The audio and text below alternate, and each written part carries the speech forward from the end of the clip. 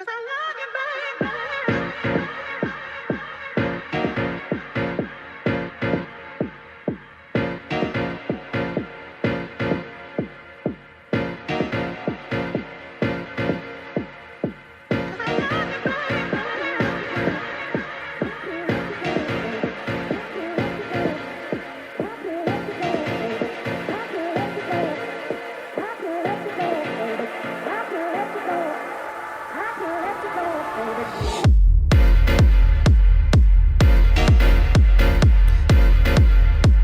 don't know why this week I've got more of a like Night at the Roxbury vibe.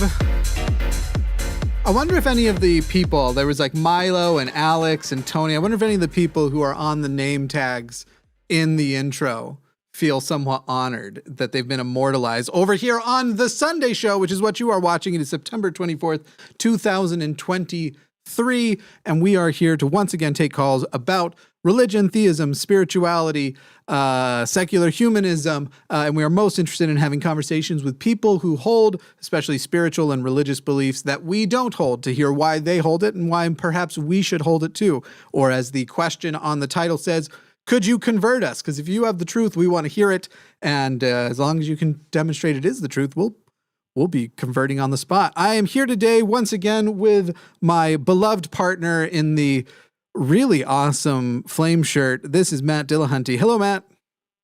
Howdy. I'm thrilled to be here. This is going to be an absolutely crazy week for me. Wow. So I'm doing today's show, and we've got to do reptile feedings. We just got back from a reptile convention, and then the transmission went out on my truck.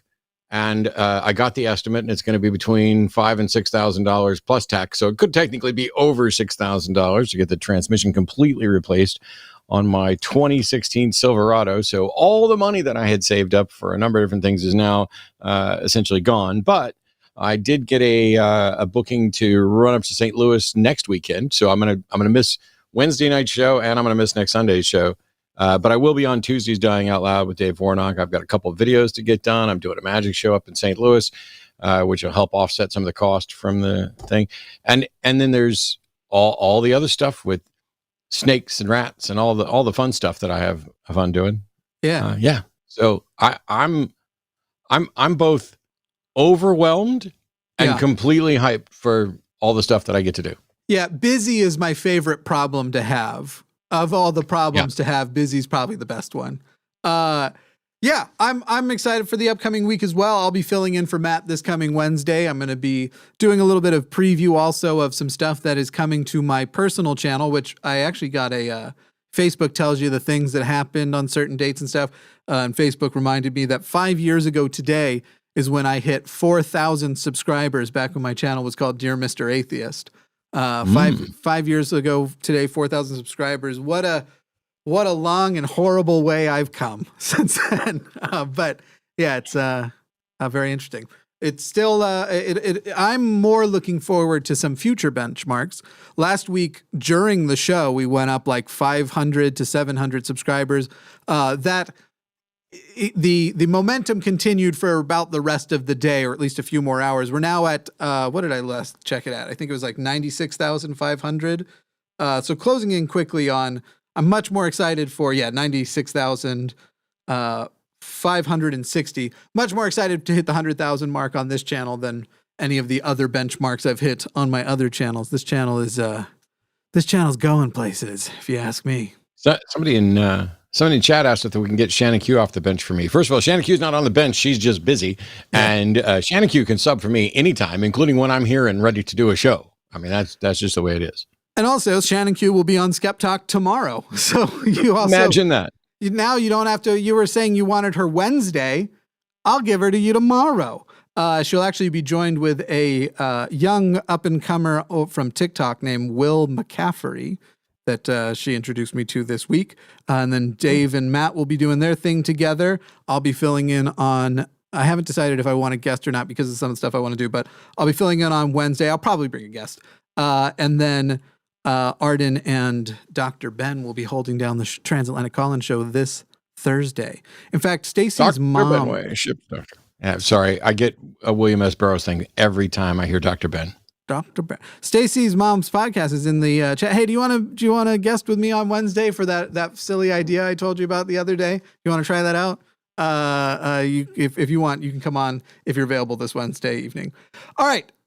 We've got some calls lining up. We are hoping to hear from Theists right now. I think there are call screening, so I actually couldn't tell you what calls are in the screening room, but I do know that we have some atheists currently waiting to talk to us. I'm ready to get on to calls if you're ready.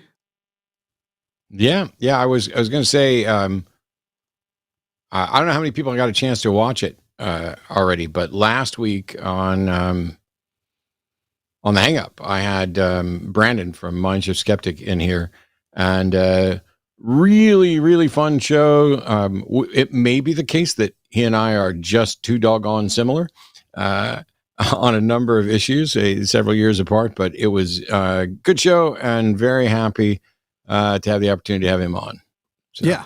By the way, of the 370 of you who have voted so far, 4%, so we'll say that comes out to about 15 of you have said that you do believe that there is some way we could communicate with family members after they've died. I made that purposely vague because while I think that sort of implies like going to a psychic, I do know that when I was a young religious person, I believed that I could pass messages along to my grandfather in my prayers, like, "Hey, by the way, while I'm here, God, would you mind letting old Grandpa Jim, that was actually his name, letting old Grandpa Jim know that such and such, such and such." So I would love to hear anybody who would like to call in also and tell us why you answered yes. Again, the question, if you haven't already, go hit it in the chat.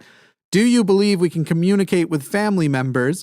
And I'll expand that to just loved ones in general, chosen family. In other words, I don't necessarily mean biological, with family members after they have died. That poll is in the live chat right now, and I would love to hear from any of the people who answered yes on what their justification for it is. In the meantime, we will talk to Duncan in Scotland. Duncan, you are on the line with Jimmy Snow and Matt Dillahunty. Welcome. Hello, it's a pleasure. Yes. Go ahead, Duncan. I've been a fan of the show for a long time, and I've just thought I'd go to people with a lot more experience than I do on how to have a productive and maybe a conversation with someone who has such vastly different epistemology with you in a way that doesn't cause the conversation to spiral into some arguing. If you can't agree on the basics of epistemology, there's nothing else to talk about. Yeah. Yeah, so fair enough.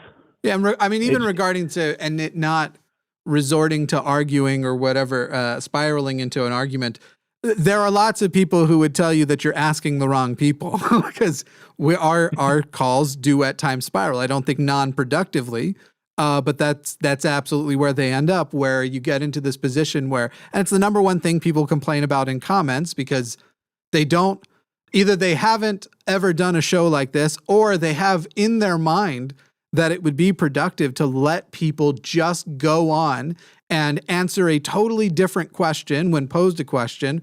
And so it's not even just if you can't agree on epistemology. If you can't agree on when you are asked a question, you'll answer that question. You'll not somewhat insultingly pretend that you're answering that question while in a sort of Kellyanne Conway-esque method, act as though you're engaging with the question and then answer something completely different.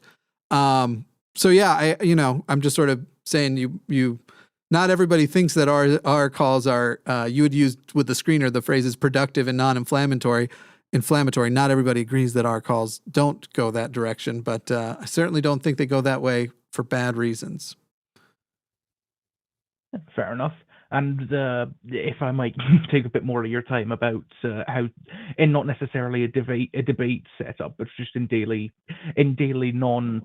non-debate format settings, how would you go about doing, like, having conversations with people that have such vastly different thinking styles?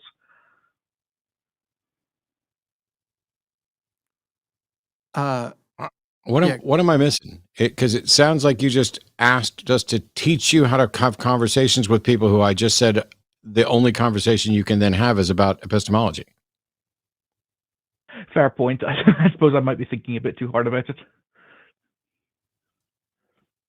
I'm happy to try to come up with a better answer, but if two people can't agree on what principles and what methods should be used to determine what is true, how can you have any discussion about what's true? Okay, there's a quote. Have to set the, sorry. There's a quote from Sam Harris, which has been tossed around, and I'm going to get it wrong, but he's like, if somebody doesn't value logic, logic and reason, what logic, what way, how could you possibly convince them to care about logic and reason? And my problem with that quote is that I think it's trivially easy to both convince people to care about logic and reason, but to demonstrate that they do. But if you have two fundamentally different epistemologies, like I'm going to rely on, well, for example, in one of the most recent debates that I did, my opponent was basically advocating for intuition. And despite noting that intuition wasn't reliable, that was what he was advocating for. And if the question is, hey, how do we determine whether or not, the statement there is a God is true or not? And the principal epistemology that you want to use is intuition. And I want to use analytic reasoning, logical inference, stuff like that. What do we then do? Well, we can't do anything. It's like saying, let's measure how big the room is, and I want to use a tape measure, and you want to use your forearm. And we could both try and measure the room, but at the end of it, when we come up with a measurement, if you don't accept that X forearms equals Y ruler or Y inches, then we still don't have any agreement on the actual measurement.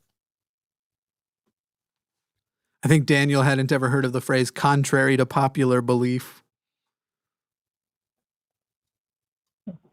Thank you very much for your opinions on that. Thanks very much. I think I can start thinking about it a bit more myself. Thanks. I'll not take any more of your time. Cool. Thanks, Duncan. It's fine. Thanks very much. It's just, it's not an absolute end to anything, but it's absolutely, hey, you've got to talk about that. That is the only subject worth talking about at that point. Yep. 720-619-2288. There's also a web link in the description if you are trying, like our last caller, to call internationally, or you have a better audio setup, if you already have professional gear, or even just fun streamer gear, and you want to call using the web browser. There's a web link in the description as well. It's something like callinstudio.com/show/theline, I think is actually the correct thing. Not that anyone's going to type it in. Just click the link. Make it easy on yourself.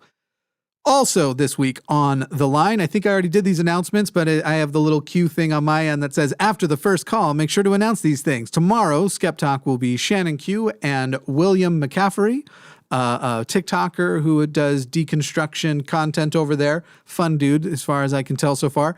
On Tuesday, Matt Dillahunty will be joining Dave Warnock on Dying Out Loud. And I do want to say, we had incredible success and would like to keep going. Thank you to everybody who, as a result of our episode with Dying Out Loud, went and subscribed to Dave's personal Patreon. That is going to go toward making sure that he can have a live-in all-the-time helper. And now, as things continue on, there are other expenses and stuff. So we still encourage people to go if you love Dave and you'd love to see him be able to be here as much as possible. That means we're also maximizing the help he's getting, that he's also getting the equipment he needs in the house because they have to make changes for that. So go over and check out that episode as well as Dave's Patreon. They'll be talking about that more this Tuesday on Dave's episode. Speaking of Patreon, our Patreon is patreon.com/calltheline. I will say this, in doing all of the budgeting, I've been doing a bunch of accounting this last week. I think we are still looking to do some sort of line get together in April. Whether or not we'll be calling this LineCon as a big event, will probably depend on how successfully we drive Patreon in October. Do expect a lot of mentions of our Patreon, patreon.com/calltheline, as well as expansion of what it means to be a patron, what you get out of that. And if October goes well and we're able to expand coverage, then there's a better chance that you will indeed see LineCon. Otherwise, it may just be a sort of line gathering of people and friends who can do so. And yeah, we'd love to see that expanded anyway, but it's not a simple thing to pull off. Besides that, Wednesday, you'll see myself, you'll see Dr. Ben and Arden on the Transatlantic Call-In Show. And next Sunday, I will be returning, but I will have Forrest to my, your right, my left, on the future, on that episode. Cause Matt will not be here next Sunday. Anyway, check out the poll in the chat, and Theists, we would love to talk to you, love to hear why you believe and what you believe, and see if you can change our minds on anything, see if we can make you think deeply about some things, as well as anybody who has responded to the poll. It's now up to it's somewhere in the 20s, have said yes, that you believe that we can communicate with family members after they have died. I would love to hear from you. All right. Sweet. Moving forward. I have a strange disconnect here on the call-in studio because the number of callers that it shows and the number of callers I see are very different. So I think I'm not getting the update correctly. Yeah, it's or they're just a bunch calling in right now too. Yeah. All right. Let's see. We're gonna talk to somebody in chat. Somebody in chat says, "Can Deist call in so I could ask him questions?" Of course. Yeah. Well, of course. Hopefully, you'll be able to answer some questions too, because I don't understand deism. All right, we're talking to Rich in Oregon. Rich, you are on the line with Jimmy and Matt. Good morning, or is it good afternoon this time of day? Afternoon over here. It's afternoon now. Afternoon. Yeah, it's afternoon now here on the coast. Just by a few minutes. Anyway, as I walk through this, the last couple of years, I've been becoming more of an atheist. But I find I don't really care whether there's a God or not, because I'm still taking responsibility for my own life. And I want to make sure my thinking on this is clear. All right, go ahead. I don't know, did you hear that?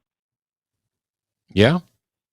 Anyway, yeah, because I've been a Christian for about 50 years, but in the last couple of years, I've developed Parkinson's, and I've been walking away from the church and finding I'm much more of an atheist, at least in practicality, because I don't really care whether there is a God or not. I find that to be an irrelevant question, because I have to take responsibility for my own choices in my own life. Yeah. Well, I think it's still something worth caring about. I don't know how much time people should spend on it. Is of course a personal thing, and given that we don't have any good reason to think that there's a strong likelihood for any God, I'm perfectly okay with people not wanting to spend a great deal of time on the subject. On the other hand, you're talking about something that millions of people believe and have believed around the world for millennia. And if it were true, it would be probably the most important bit of knowledge that we could possibly possess. And so on that front, I think it's potentially valuable for someone at least to care and investigate, even if some individuals don't. Well, it would seem like God would still want us, if there was a God, he'd still want us to take responsibility for our own choices. Sure. I mean, that's one of the key aspects of secular humanism, is that whether there's a God or not, we're on this planet and have things to evaluate and consider and care about and problems to solve, where we can't even appeal to a God. And so, yeah, I mean, I think what you're thinking is, whether or not you're personally interested in whether there's a God, is your personal choice. Yeah, as long as we take responsibility for ourselves and not always try to put off on somebody else to define us for us.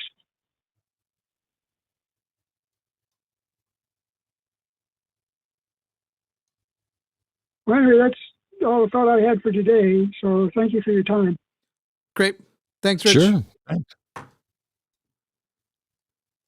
Sorry if I seem a little distracted. It's because I am handling something on the side over here. But next we do have, I'm going to allow a correction to how I'm going to try to pronounce, but if I say this wrong, I'm guessing it is pronounced Muji Ruse. Is that correct to the European caller?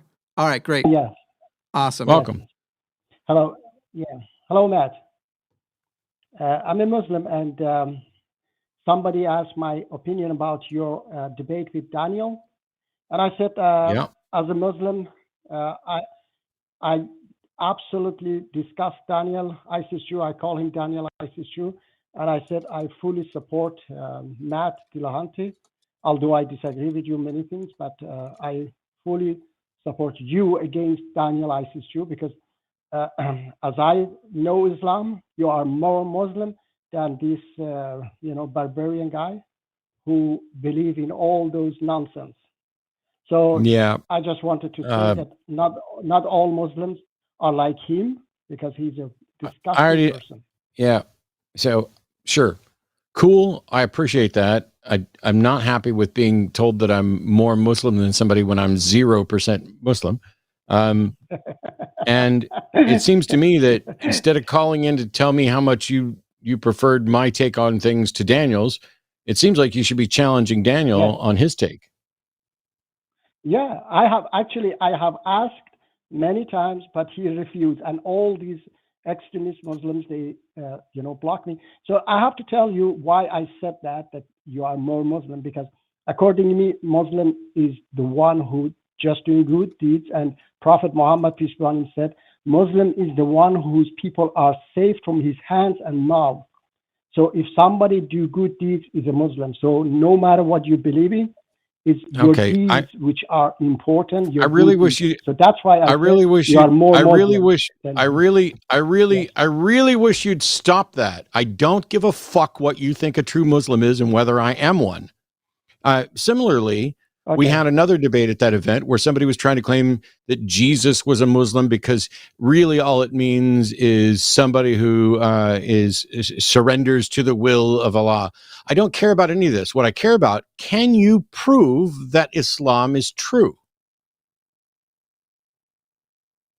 I mean, that's, it's quite difficult, yes.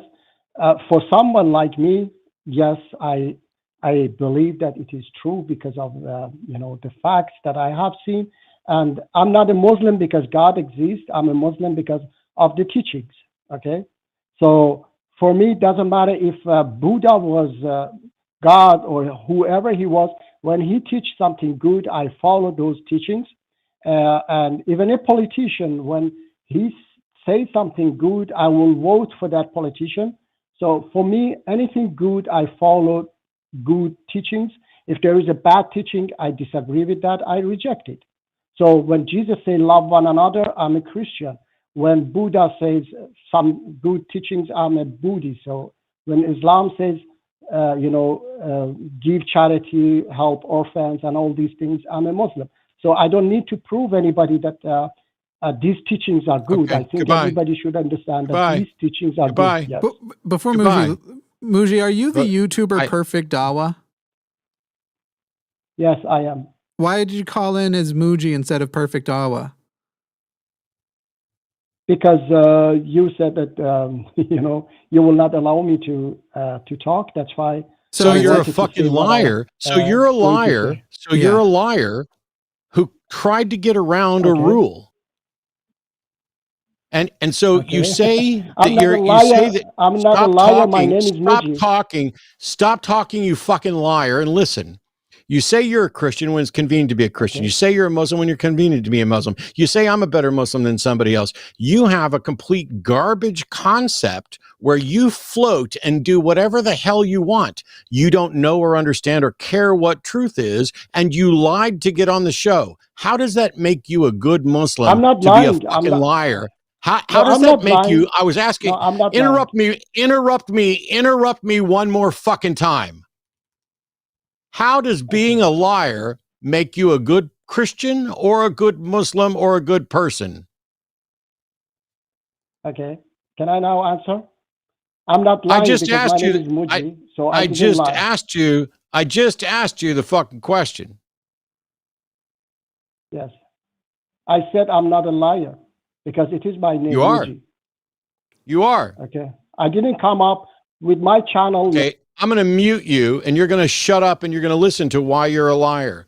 You, not Perfect Dawa, not Muji, you as a person were told that you're not going to be allowed to call this, and you called under a name that we didn't know so that you could get around that restriction, correct?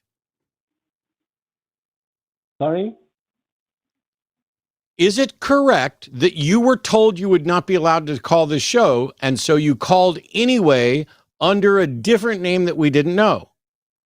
Okay. So, Correct? I mean, this is my right to speak, yeah? Correct? No. So it is my right I'm to asking, speak, to say what I want. I'm going to ask you this question one more time. Were you told that you would not be allowed to call this show? Okay. Yes, I heard that. You were told that previously when you called under a different name, correct? No, I wasn't told. I just heard it. Okay. So I think that means had you after called I hung this up. show, had you called this show under a different name? So what is wrong with that? Would you answer my fucking question? Did you call this show under a different name previously? Yes, so what? What is wrong with that? Yes. And after that call, were you told that we would not be taking calls from you again? Okay, so even extremist yes Muslims, or fucking no, you lying piece of shit. No. Were you told that we would not be taking calls from you again? Okay. I said even extremist yes Muslims, or fucking no. Yes or fucking no. Yes or no, were you told we were not going to be taking more calls from you? Yes, I'm not going to be censored. No. Shut your fucking pie hole. When I ask you a yes or no question, don't say yes and then keep talking. So we've established two facts. Yes, now I'm banning your fucking number. You're hanging up, lying little fucking piece of shit coward that doesn't understand Christianity, doesn't understand Islam, and Daniel, despite being a monstrous piece of shit, would walk through you like wet paper. No wonder you are incapable of having conversations. You will not answer honestly. You are not a good person. You're not a good Muslim. You're not a good Christian. You're not a good secular humanist. You are a liar who is delusional and who flounders around and floats around to whatever theistic proposition you find convenient, and you label yourself however you want. We're banning your number. If I ever hear from you again, I will hang up the instant we know who you are. Fuck the fuck off, you fucking liar. Yeah, I mean, there's a few things in there. One, it's my right to speak, not here. You have zero rights to speak here. We do invite people to speak, and in as much as they participate as an honest interlocutor, which you weren't from the onset, because by your own admission, you called with a different name in the hopes that I wouldn't recognize you and would then let you on the show. And fortunately, our chat has an even better memory than I do. And a few of people had pointed out that it was Perfect Dawa. You don't have, and then the whole thing of I will not be censored. Yes, you will. You will here. If you don't participate by the actual rules we have here, we can censor you all you want. All a person has to do to call in and share the things they want to share, say the things they want to say, and engage in the way is do so honestly. That's it. Don't talk over us. Answer questions. If it's a yes or no question, just answer yes or no. Most of the time, if it's yes or no and there needs to then be more, we usually will allow you as long as you start by answering yes or no. But this whole, I'm not going to actually say it, I'm not going to whatever, just engage honestly and you'll get your time on here. But try and evade a ban and you can frankly go fuck yourself. Yeah. I evidently debated this guy on Modern Day Debates, and while I remember the name, I don't remember anything substantive about the debate. But I have zero zero patience for liars, and Yep. lying is any intentional deception. And if you know that you were no longer allowed to be calling into this, and you called in and gave the call screener a different name than you've given any other time in the past, you're a liar. And I'm insulted that you would call in to talk about, well, Matt's a better Muslim. No, I'm not a fucking Muslim. Muhammad the Prophet was a piece of shit rapist. Yep. And I do not accept Allah or any other God. Yep. Call me a good Muslim again. I have drawn pictures of Muhammad. Fuck Muhammad. Fuck Allah. Muhammad was a rapist who has now convinced other people to defend that rape. There is no God, not even Allah. Tell me I'm a good Muslim again, you fucking liar. Yeah, there's not even a meaningful definition by which he could fit with, there was such a special definition. The word Islam literally means submit. It's chosen because it's supposed to be that you are submitting to Allah. No one here would recognize that. Even if you want to say Muslim means an adherent of Islam, neither of us are going to say we're adherents of Islam. And just to say that there might be some overarching thing like, Islam says that mozzarella sticks are delicious. Agreeing with that does not then allow you to put upon us all of the other baggage we refuse to have with that label. The idea of, you are a Muslim because you bought, that's such a stupid, it makes everything not ever make sense. Thank you, Stephanie. Stephanie has acknowledged that I'm an awful Muslim. Yeah. Fucking terrible. All right, let's get on to some real calls that might matter, might be productive, rather than just ranting at another lying Muslim apologist, just like Daniel. Yeah, at this point, I'd like a Christian apologist to call in as a palate cleanser. Yeah. Zachary in North Carolina is a deist and has some questions. Zachary, you are on the line with Jimmy and Matt. Hey, Zachary. Hey, how are you guys? Just fine. Excited or excitable? Yeah, one of the two. The floor is yours, Zachary. I didn't know if you guys. I'm doing good. I've never been on a show like this before, so I'm not necessarily how the protocol goes. So I apologize. Don't apologize. Just present your topic, and we'll have questions. And it sounds like you have questions, and we'll talk about it. Yeah. So I recently deconverted from Christianity after doing a deep dive study into the actual moral character and the philosophical implications about what the Bible has to say on like hell, on rape, on all of these things. And I was wholly unconvinced that a perfect, loving God could possibly use the worst, most tragic parts of human experience in order to punish people. But obviously, coming from that background, I have a lot of friends, and including my wife, who is still a Christian. So I was wondering, do you guys have any good arguments or anything like that that would help maybe like convince them, or at least show them that you shouldn't just trust what God says just because he's God? Instead, any way to possibly get them to actually examine what the Bible says from like a logical, coherent perspective on these things.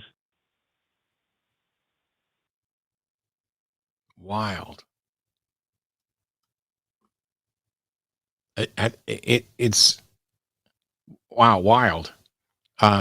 So I figured when we got a deist to call in, maybe we'd finally get somebody who could give us some thoughts on justifying deism. But now you're basically saying, how do you convince Christians to give up Christianity? At least to get them to look at it, any arguments or anything like that you have. I mean, this is really weird because it's like you're basically saying, please describe what you've been doing for 20 years on every show.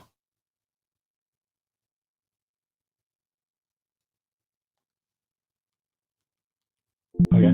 I mean,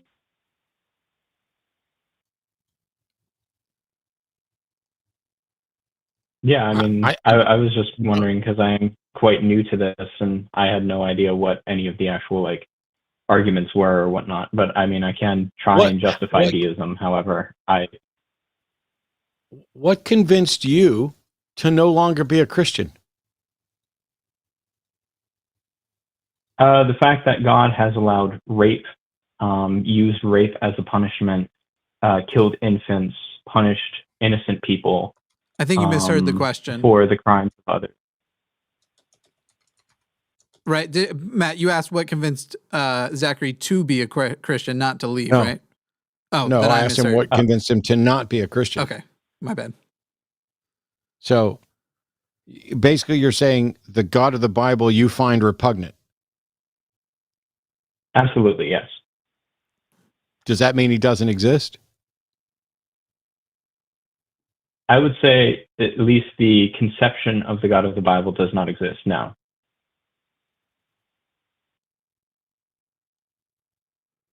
So you're saying, wow, the conception of the God of the Bible doesn't exist because you don't like what he supposedly has done?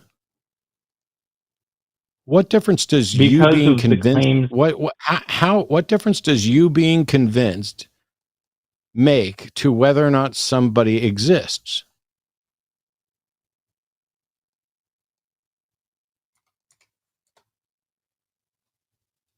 Because the moral character of the God of the Bible specifically says that he is all good, he is benevolent, he is Where does it say that? Loving. Where does it say that?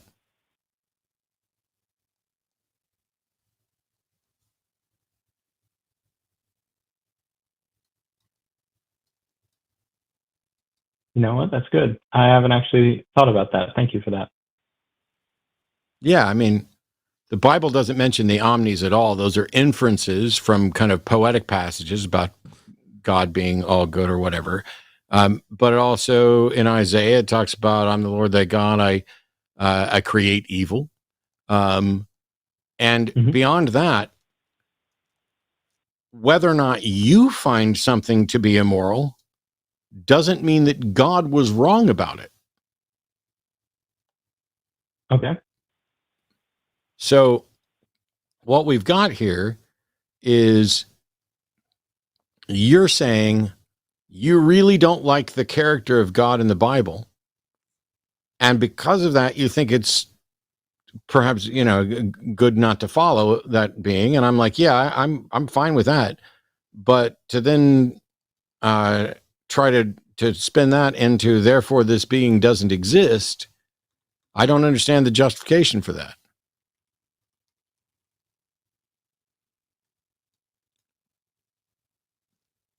That's fair. Thank you for that. Yeah, I guess I have not thought about that point fully, so I appreciate that. Zachary, why are you a deist? Because of the moral character of the biblical God, I wasn't able to continue to justify following that God. But because of the ideas around the Big Bang, around the fine-tuning principles of the universe, around these things, I couldn't come to a better conclusion. Well, you started with believe that there was. You used a scientific term and then you followed it with this fine-tuning thing, which is a religious assertion. It's not actually a demonstrated thing. Yes, the universe works. Fine-tuning implies a tuner. We have no more reason to believe in that as we do a creator that directed evolution. So what is it about the universe isn't fine-tuned? Right. What is it about the quote unquote fine-tuning argument that you find compelling enough to say you are a deist?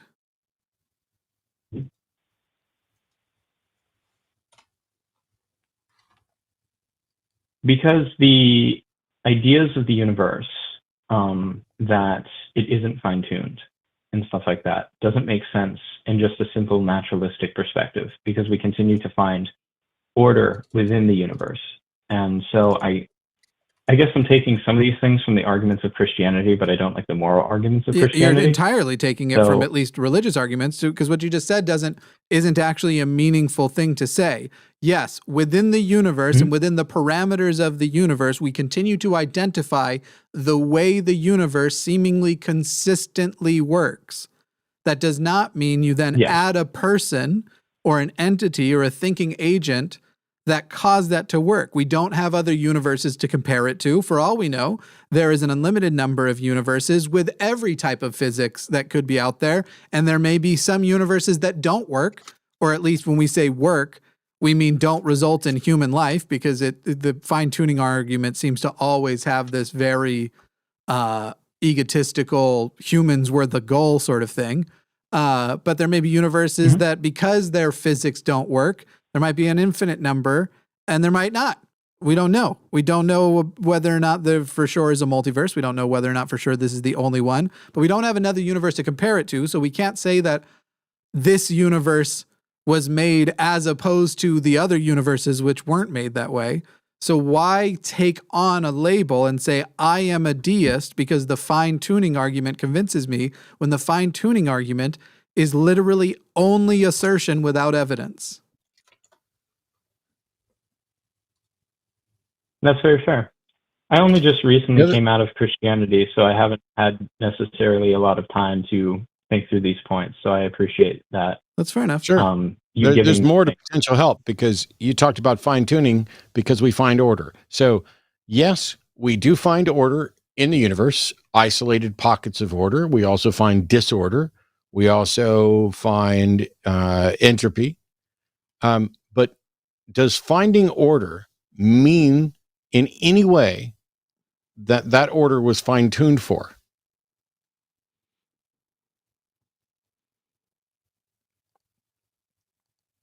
I would say probably not. Okay. So what's left to demonstrate anything at all like fine-tuning? Because fine-tuning isn't just, hey, these two things seem to work well together. Fine-tuning is these two things work well together because some mind made it so. And if we evolved to fit the universe that we inhabit, then there's no fine-tuning involved at all.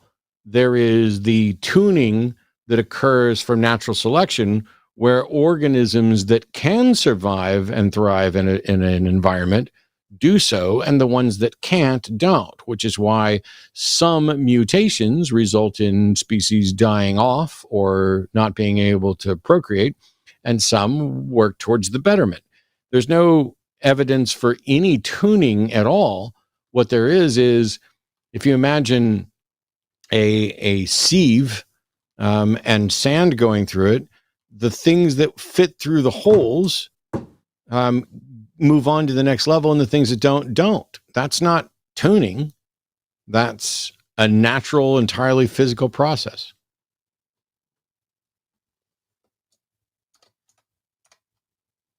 Okay.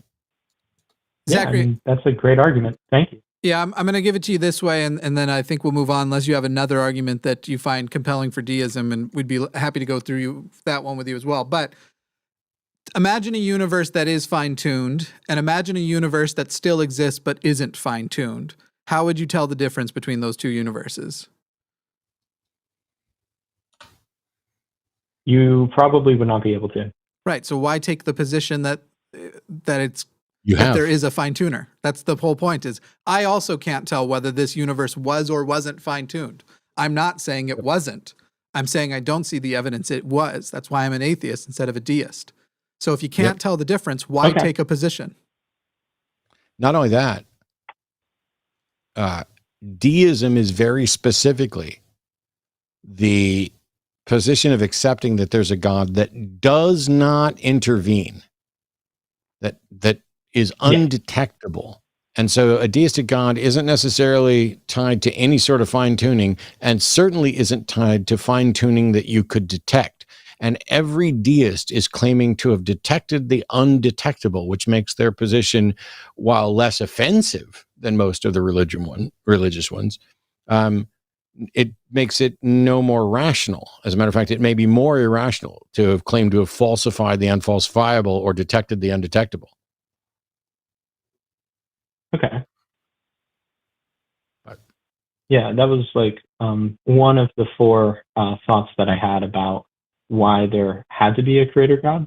But I totally understand your positions, and I think they make a lot more sense given the evidence. So I appreciate that. Will the other three have a similar response, or do you want to run through any of them? I could run through them right quick and see if you guys have any similar responses to them. Let's start with the if next not, one. Then I can hop off. Yeah, what's number 2? Yeah, because some of these maybe take more effort to debunk or to reply to. But go ahead with your next one. Yeah. The next one would be the beginning of the universe, the Big Bang. The idea that something that doesn't come from nothing. And I found that very challenging philosophically because we don't know what came before it, but also that can also be said that we don't know if there was another universe that collapsed back in on itself and stuff like that. Before Matt, I already know is going to take the actual topic very well, and he does. I want to just ask the question that I'd asked at the end of your other one before Matt does, because you just said we don't know what came before. So why take a position on it? That was the question on the last one. We don't know what came before. So why decide it was a deistic God?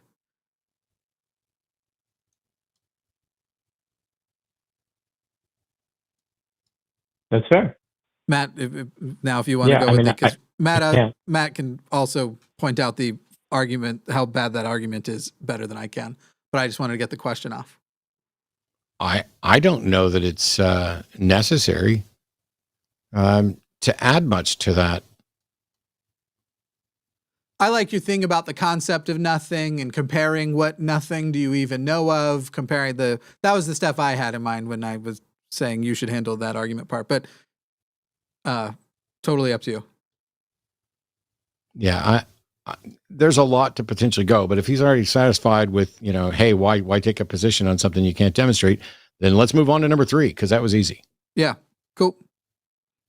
Yeah, the third one was going to be the abiogenesis, that we don't know where life came from, but that is also answered in a similar manner, so I'm not even going to bother with that one. Yep.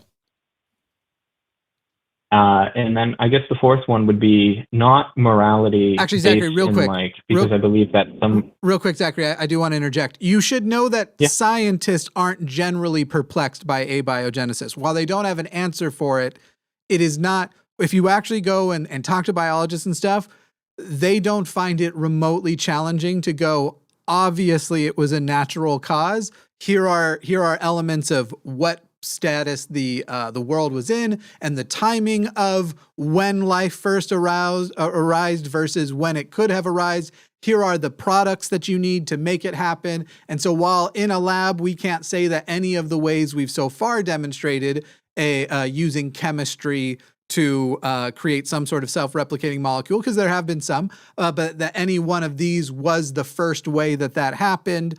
And we will probably be more confident later. You should also know that the abiogenesis problem is purely religious.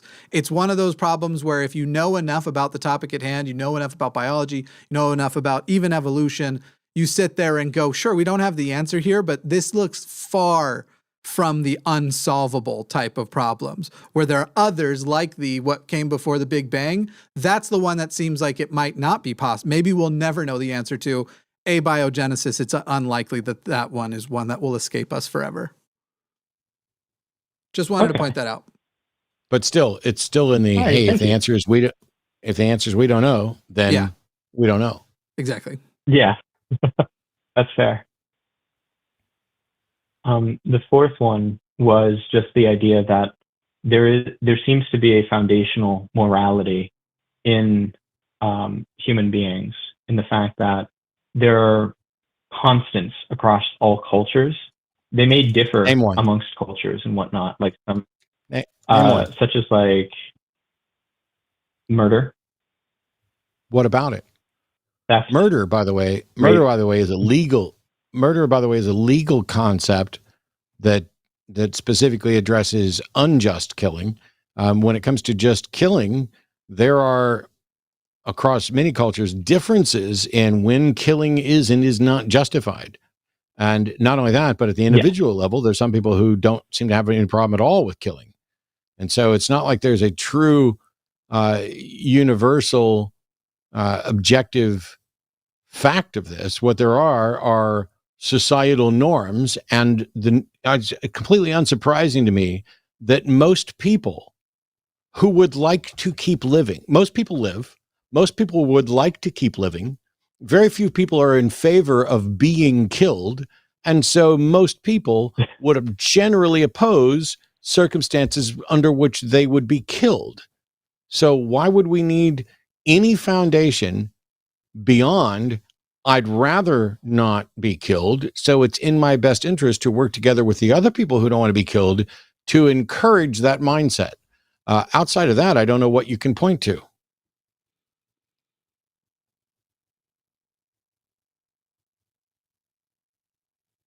All right. Well, I suppose that there's no reason for me to necessarily believe that there's a God because there's no evidence for it, and your arguments sound a hell of a lot more sound than mine. So I and if you come up deeply with, appreciate the if you fact come that up you guys with, took the time. yeah, and if you come up with arguments and evidence that are better, call back. Because if it turns out there is a God, well, the deistic God is a useless proposition.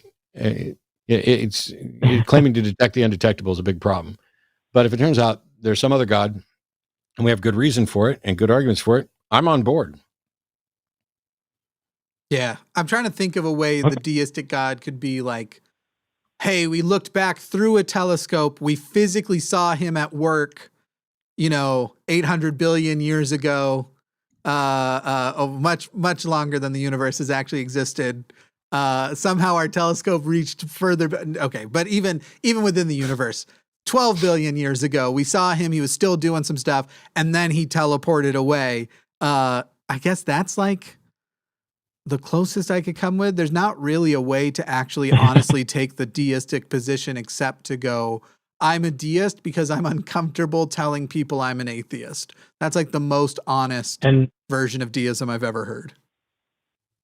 And I'll be honest. I mean, I was deeply uncomfortable with the idea because I'd only left Christianity a couple of weeks ago.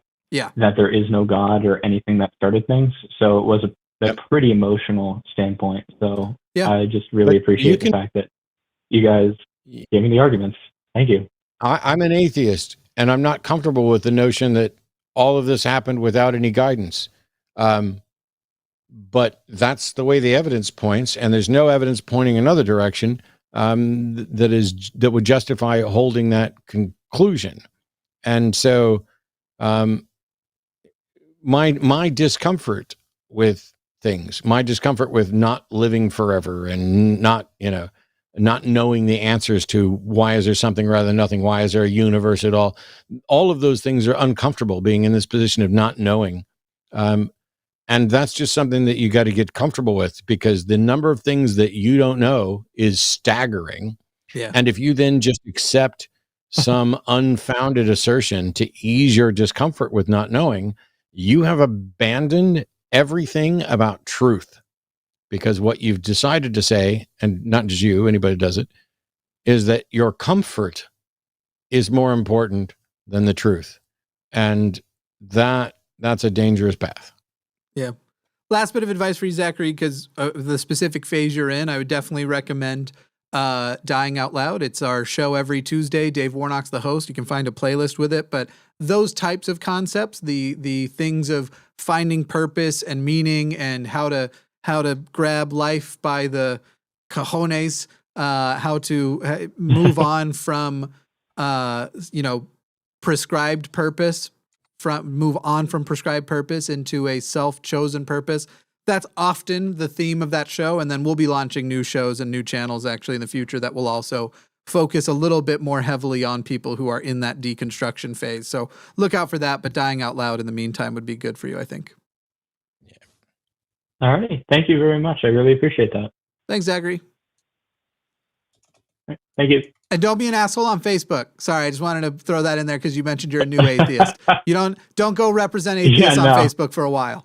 Learn what you need to learn first. Okay. All right. Thanks, Zachary.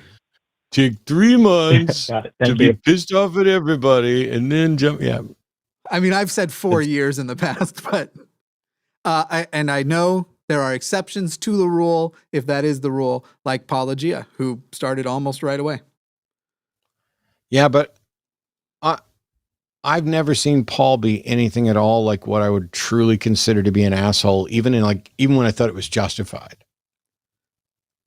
Yeah. Paul's just kind of a great dude. Yeah, it's disgusting. It's hard to live up to. It's genuinely difficult because I know that he cares. And one of my typical response when people are like, "Oh, Matt's too angry," I'm like, "You just don't care enough." But that's not true. Yeah. The nice thing is that I don't have any inside information on the discussions that he and Shannon have. Shannon has been an asshole. Shannon has trumped me on more than one occasion. Yeah. And it's probably why I love her to pieces. I do like that comments are starting to catch up to me being the bigger asshole. That was the longest time. People would be like, Jimmy, I don't know why you work with Matt. He's such an asshole. And I'm like, are you not paying attention to my side of things? But people are catching up. It's the thing is, everybody can be. Like, somebody could clip out what I was, yelling at Perfect Dawa earlier. The truth of the matter is that Perfect Dawa is not a very good thinker, but he desperately wants people to think he is, which is why he lied and broke the rules to call in when he knew he wasn't. Yeah. Let's see. We're going to talk to... They've been on for a while. We have some theists lining up. I'm going to quickly get through a couple of atheist calls. We will make these a little bit quicker, I'm afraid. But Michael in Colombia. Yes. Michael, you're on the line with Jimmy and Matt. Go ahead. Hi, guys. Hello. I've not laughed so hard to listen to some of these people. They're just so funny. They're ridiculous. It's amazing to me how people are so stupid, really.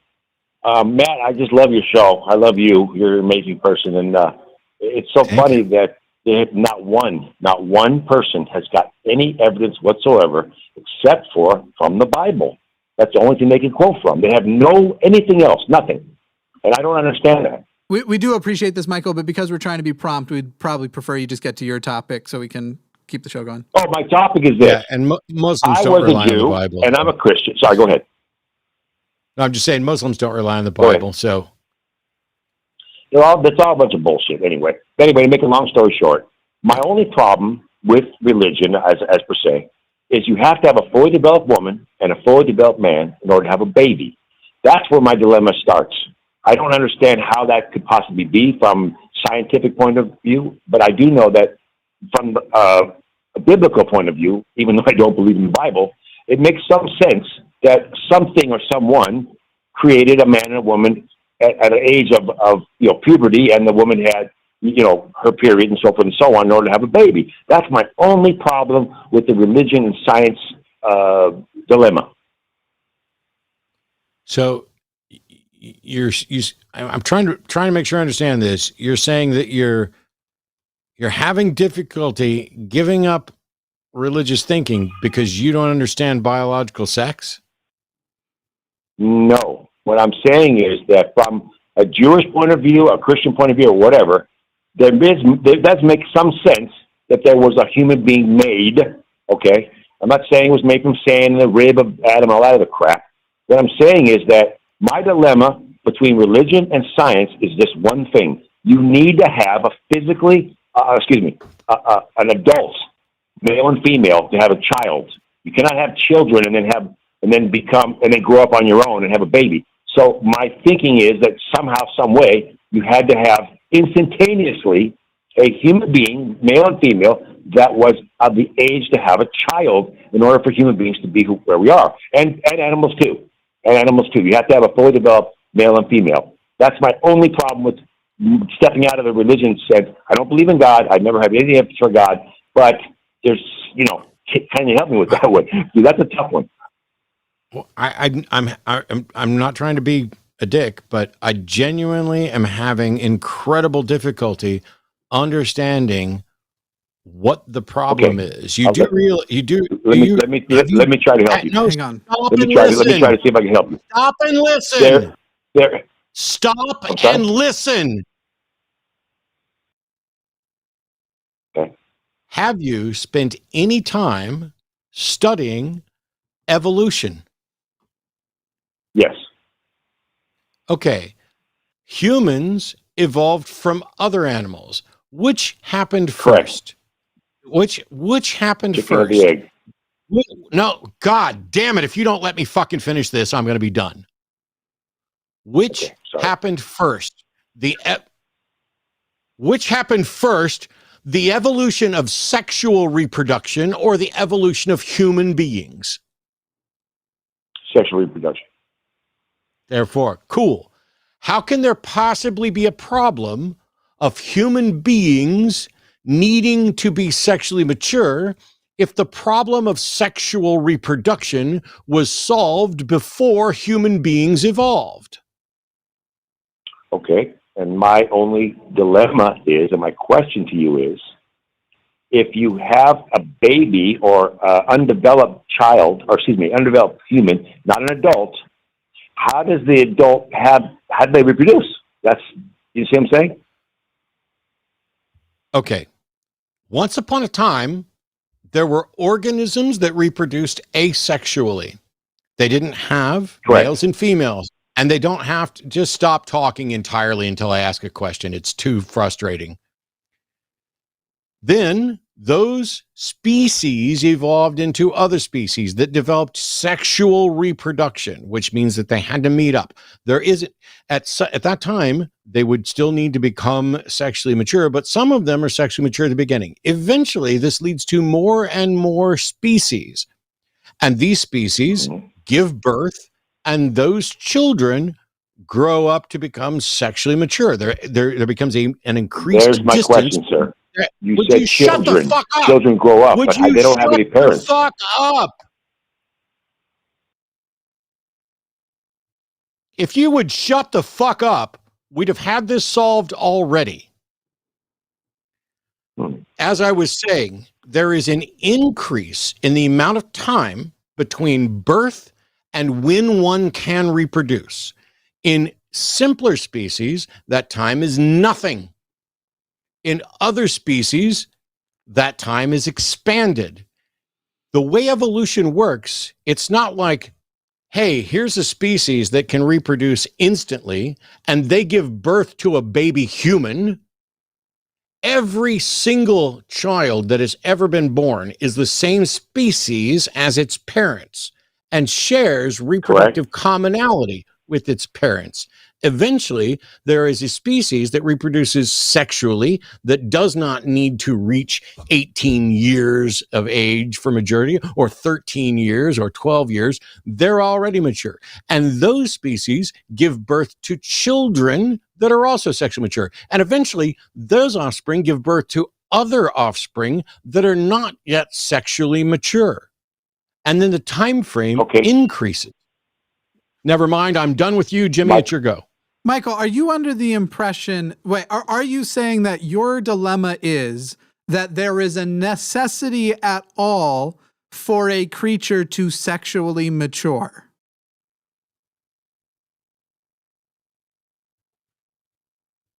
Hello. I just asked the question. Did you hear it or not? I'm sorry. No, I did not, sir. Are you saying that you're... No, stop. Are you saying that your dilemma is that that there is a need for an animal to sexually mature at all, that's your dilemma, that the necessity even exists? My understanding of biology, meaning that you have to have parents to be able to raise the child. So you have to have fully developed man and woman, either instantaneous. Right. Okay. You need to just answer the questions that are asked of you, because you keep going off on these other things. As far as that goes, this sort of behavioral thing, that is also easily explained by evolution. So let me just pose this question to you, Michael, as will happen in a biology class when you are talking about evolution and you think about why a certain trait would exist. If you have a creature, any animal, doesn't have to be human, if you have an animal that has to not just mature sexually, but physically, has to mature enough to be able to feed itself, has to mature enough, yes, to reproduce, has to mature enough to be able to find shelter, to be able to protect itself from the elements, any animal will do. It doesn't have to be human. What is more likely to survive? An animal that has developed the instinct to protect the offspring that have not yet matured and get them to maturity, or the ones that don't? Which one is more likely to survive? I would say the ones that don't. You are incorrect. How would the ones that are not going to protect You think, oh my God. I'm using Matt's theory. You I aren't know that's using not true. Don't you ever? That's not no. Matt's Don't you theory. ever tell anybody that you're using anything can't from answer me the because question. you don't That's the fucking. problem. You You're don't not have answering the the question. fucking You're slightest making up things that are not You true. don't have. Shut Okay? the fuck up. Now you're muted. Don't ever tell anybody that you're using an idea from me when you clearly don't have any sensible comprehension of what the fuck I said. Now you can continue. There are literally creatures, and look through the fucking animal kingdom. If you look at animals, shut up. If you look at animals that do not protect their offspring, that basically when you're born, you're on your own or you're on your own shortly thereafter, those animals tend to have thousands of offspring or hundreds or many, many more than one at a time because evolution is basically selected for, well, you don't do that. So the only way for that one to survive is to reproduce in mass and have tons of offspring. There are other animals. Yes, I understand that. Shut But what up. about I'm a not human done. being only has Shut one the child? fuck up. I'm not done. I was just getting to fucking human beings. And if you wouldn't try to jump ahead, you'd fucking learn something because this is a topic I actually know about that you don't seem to fucking know thing one about. I've muted him. Humans have a much more complex system that is much more biologically demanding. Having the brains we have are much more biologically demanding. If you look across the animal kingdom, we consume more calories just sitting in a day than a lot of animals do in their whole day of hunting and shit because we have to run a brain. That brain is extremely evolutionarily advantageous. Throughout history, by having the traits selected for, which caused us to be more protected for longer periods of time, that caused us to join into communities and get everybody to adulthood and reproductive age, that selected for our ancestors of other species, not humans, specifically Homo sapiens, that selected for heavy communities that then also allowed the brain to develop further, which is why we haven't just evolved better working brains or more efficient brains or better at advanced tasks than other animals have. We're actually still in that stage of evolution of our brains improving because that can be selected for, those traits can be selected for. It is literally so fucking simple. What you are asking, the question is answered, and you just sitting there going, but I don't get it, and stop and interrupting right before that part. You aren't a productive person to have a conversation with. Do you understand now what has just been explained to you, or are you still incredulous? Sam, because I do understand that we came from another species before we were human, and that species created us. So that way we had a father and mother to be able to have that protective and that species, what's the name of that species? It's not that hard. I would say human. No, what is the name of the species? We're Homo sapiens. Our most recent ancestor was... Well, I don't know that. Yeah, so you aren't actually studying evolution the way you say you are, that you are studying biology. No, because I said I believe in evolution, and I said I never said shut the fuck up. I'll mute you again. I'll mute you again. You said you do study evolution when Matt brought it up to you. There are people in chat who have never taken a biology class, just from listening to YouTube videos will tell you that our most recent ancestor is Homo erectus. Homo erectus was our most recent ancestor that wasn't Homo sapien. And Homo erectus also protected its offspring until it reached sexual maturity. Before Homo erectus, you had Homo habilis, which also protected its offspring until it reached sexual maturity. And then you can go back through a bunch of them. Australopithecus africanus, also protected. Our common ancestor with monkeys, also protected. In fact, there is going to be some level of that pretty much until you get back to us being reptiles, at which point it might diverge. But there is no Homo sapiens did not wake up one day and go, oh, we're Homo sapiens and my father was actually ready right out of the womb to have babies. You are talking about something that has developed over millions of years, and that there are likely examples of from dinosaurs even.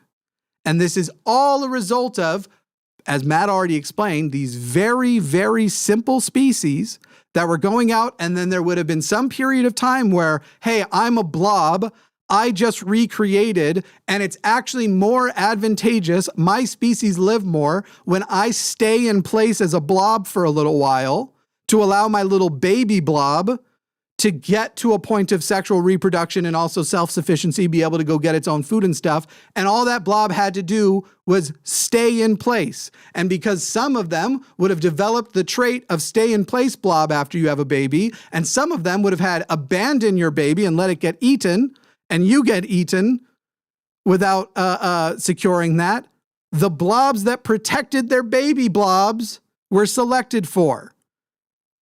Though earlier, it's like, you said the it's like other way Michael went.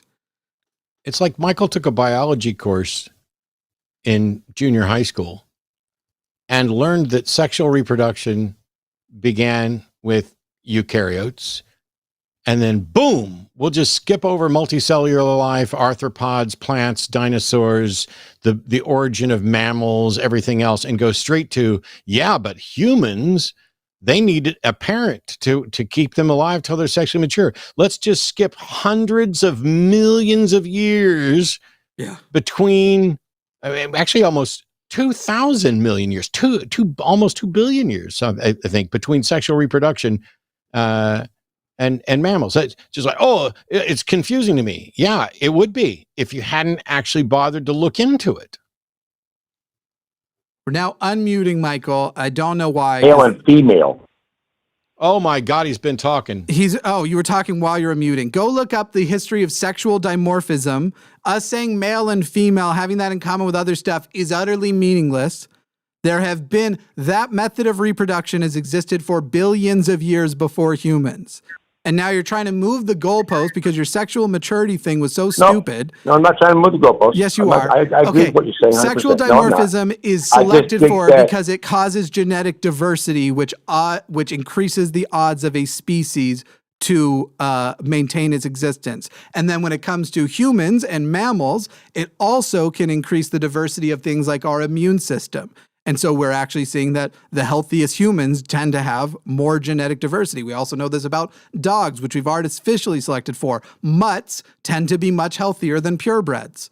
These aren't tough concepts. And you know what you're doing right now, Michael? You're weaponizing that you are ignorant, calling in, demanding answers for things you should have Googled.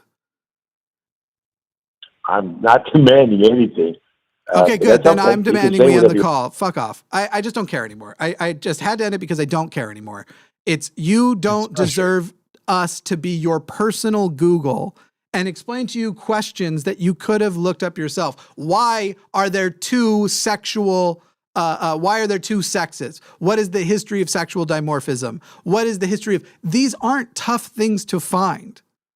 Wait until he figures out that there's not just, as in humans, XX and XY with some outliers as well, but that there are also XZ and other forms of sexual reproduction all over the planet that took on different mechanisms.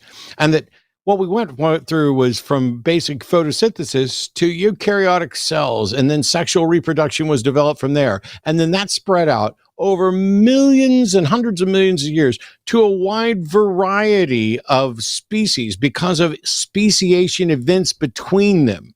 But somehow or another, and this is a leftover from your Judaism, it's a leftover from your Christianity that has humans special. Yeah. Humans special.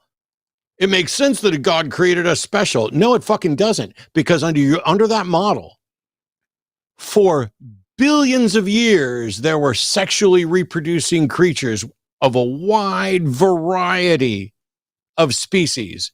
And then you think it makes sense that in the midst of all that, God steps in and creates humans. Or, since he backed off on this at one point, mammals, which just further demonstrates your ignorance that it also applies to reptiles, including dinosaurs, which are older than those mammals. And it applies to arthropods and a bunch of different multicellular life that goes back billions of years.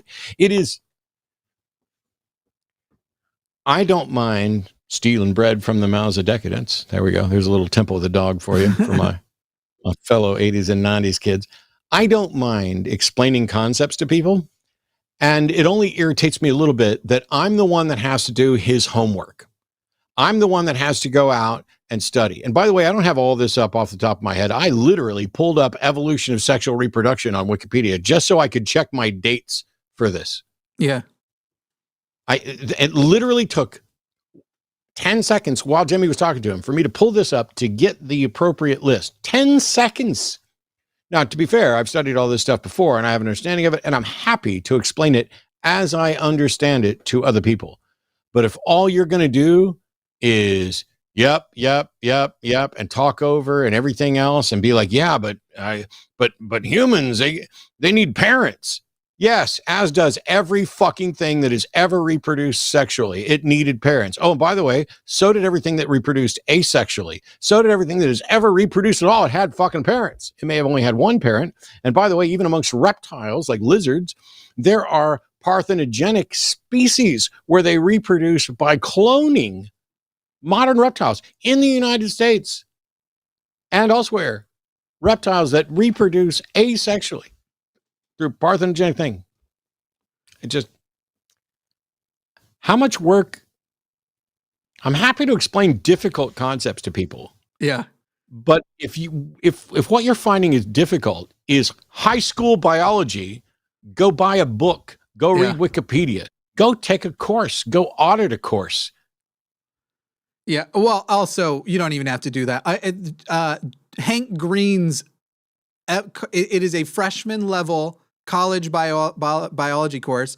I'm trying to remember what it might be. Khan Academy that he does it on. You can literally take an entire freshman college biology course by Hank Green, who's also independently awesome, for free. Yep. Hot-blooded awesome. You can just do it. So like there's not a lot of excuse, but I want to thank Michael for one thing.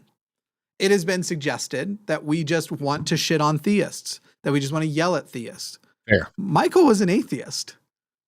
You come incorrect, and you'll get treated the same way that incorrect theists, and by incorrect I mean assholes, get treated. What it would be, I think it'd be interesting to have Michael call in on a Monday. Okay, ban extra special for being a lying piece of shit. My email was not taken away by the ACA because I'm a rude bully. It was taken away because the leadership of that organization are fucking liars and who did not value the 18 plus years of my life there. But thanks for trolling. You got me. You got me just distracted at exactly the right time. You lying piece of shit. I think they follow you around. Call in. What's that? I think that person follows you around because I feel like I saw something like this on Threads this week. I had a guy from the UK basically use the R slur and the C slur and the T slur. Well, one of the T slurs, bunch of slurs, because I wouldn't watch a video that he sent me on simulation theory. But we should have Michael potentially call in and talk to, let's say, Forrest or Gutsick Gibbon, people who actually understand biology, because maybe they won't be as frustrated with someone being so boneheadedly lazy stupid that they couldn't even Google the Wikipedia article on the evolution of sexual reproduction. But that drives me nuts. Forrest would have taken that call for 2 hours. The only problem, because he'd be too polite to ever end. He would think, I can save this guy for too long. And then I'd end up, if I was the producer, being like, hey, we got to move on, guy. That's the only problem with that. You are here. We've got John in California, a theist who wants to talk about slavery and demonstrating the existence of God. John, we're excited for either prospect. I have one. Hello. Yes, this is John Marcus Daly. Hang on, John. And John, hang on. Matt's trying to say something. I'm going to mute. Yeah. I have one quick correction. The lizards I was talking about, while they reproduce parthenogenically, they are all females, and I don't know for sure that it counts about the asexual reproduction. There we go. I just wanted to clarify that because I might have misspoke. John, I'm sorry I had to do that. Welcome. Yeah, John in California. You're on the line. Yeah, this is John Marcus Daly giving you a call. I've been hearing your show, and I've been seeing a lot of people get on, and people of the world's voices get on and start talking, and it seems like they don't know what they're talking about. Seems like you got a lot of false believers in God that are getting on your radio program. And so I wanted to call up and get on your radio program. So I want to ask you, Matt, what topic do you want to start first? The slavery topic or the demonstration of God, of the one God of the Old Testament, Jehovah? What topic do you want to talk about first?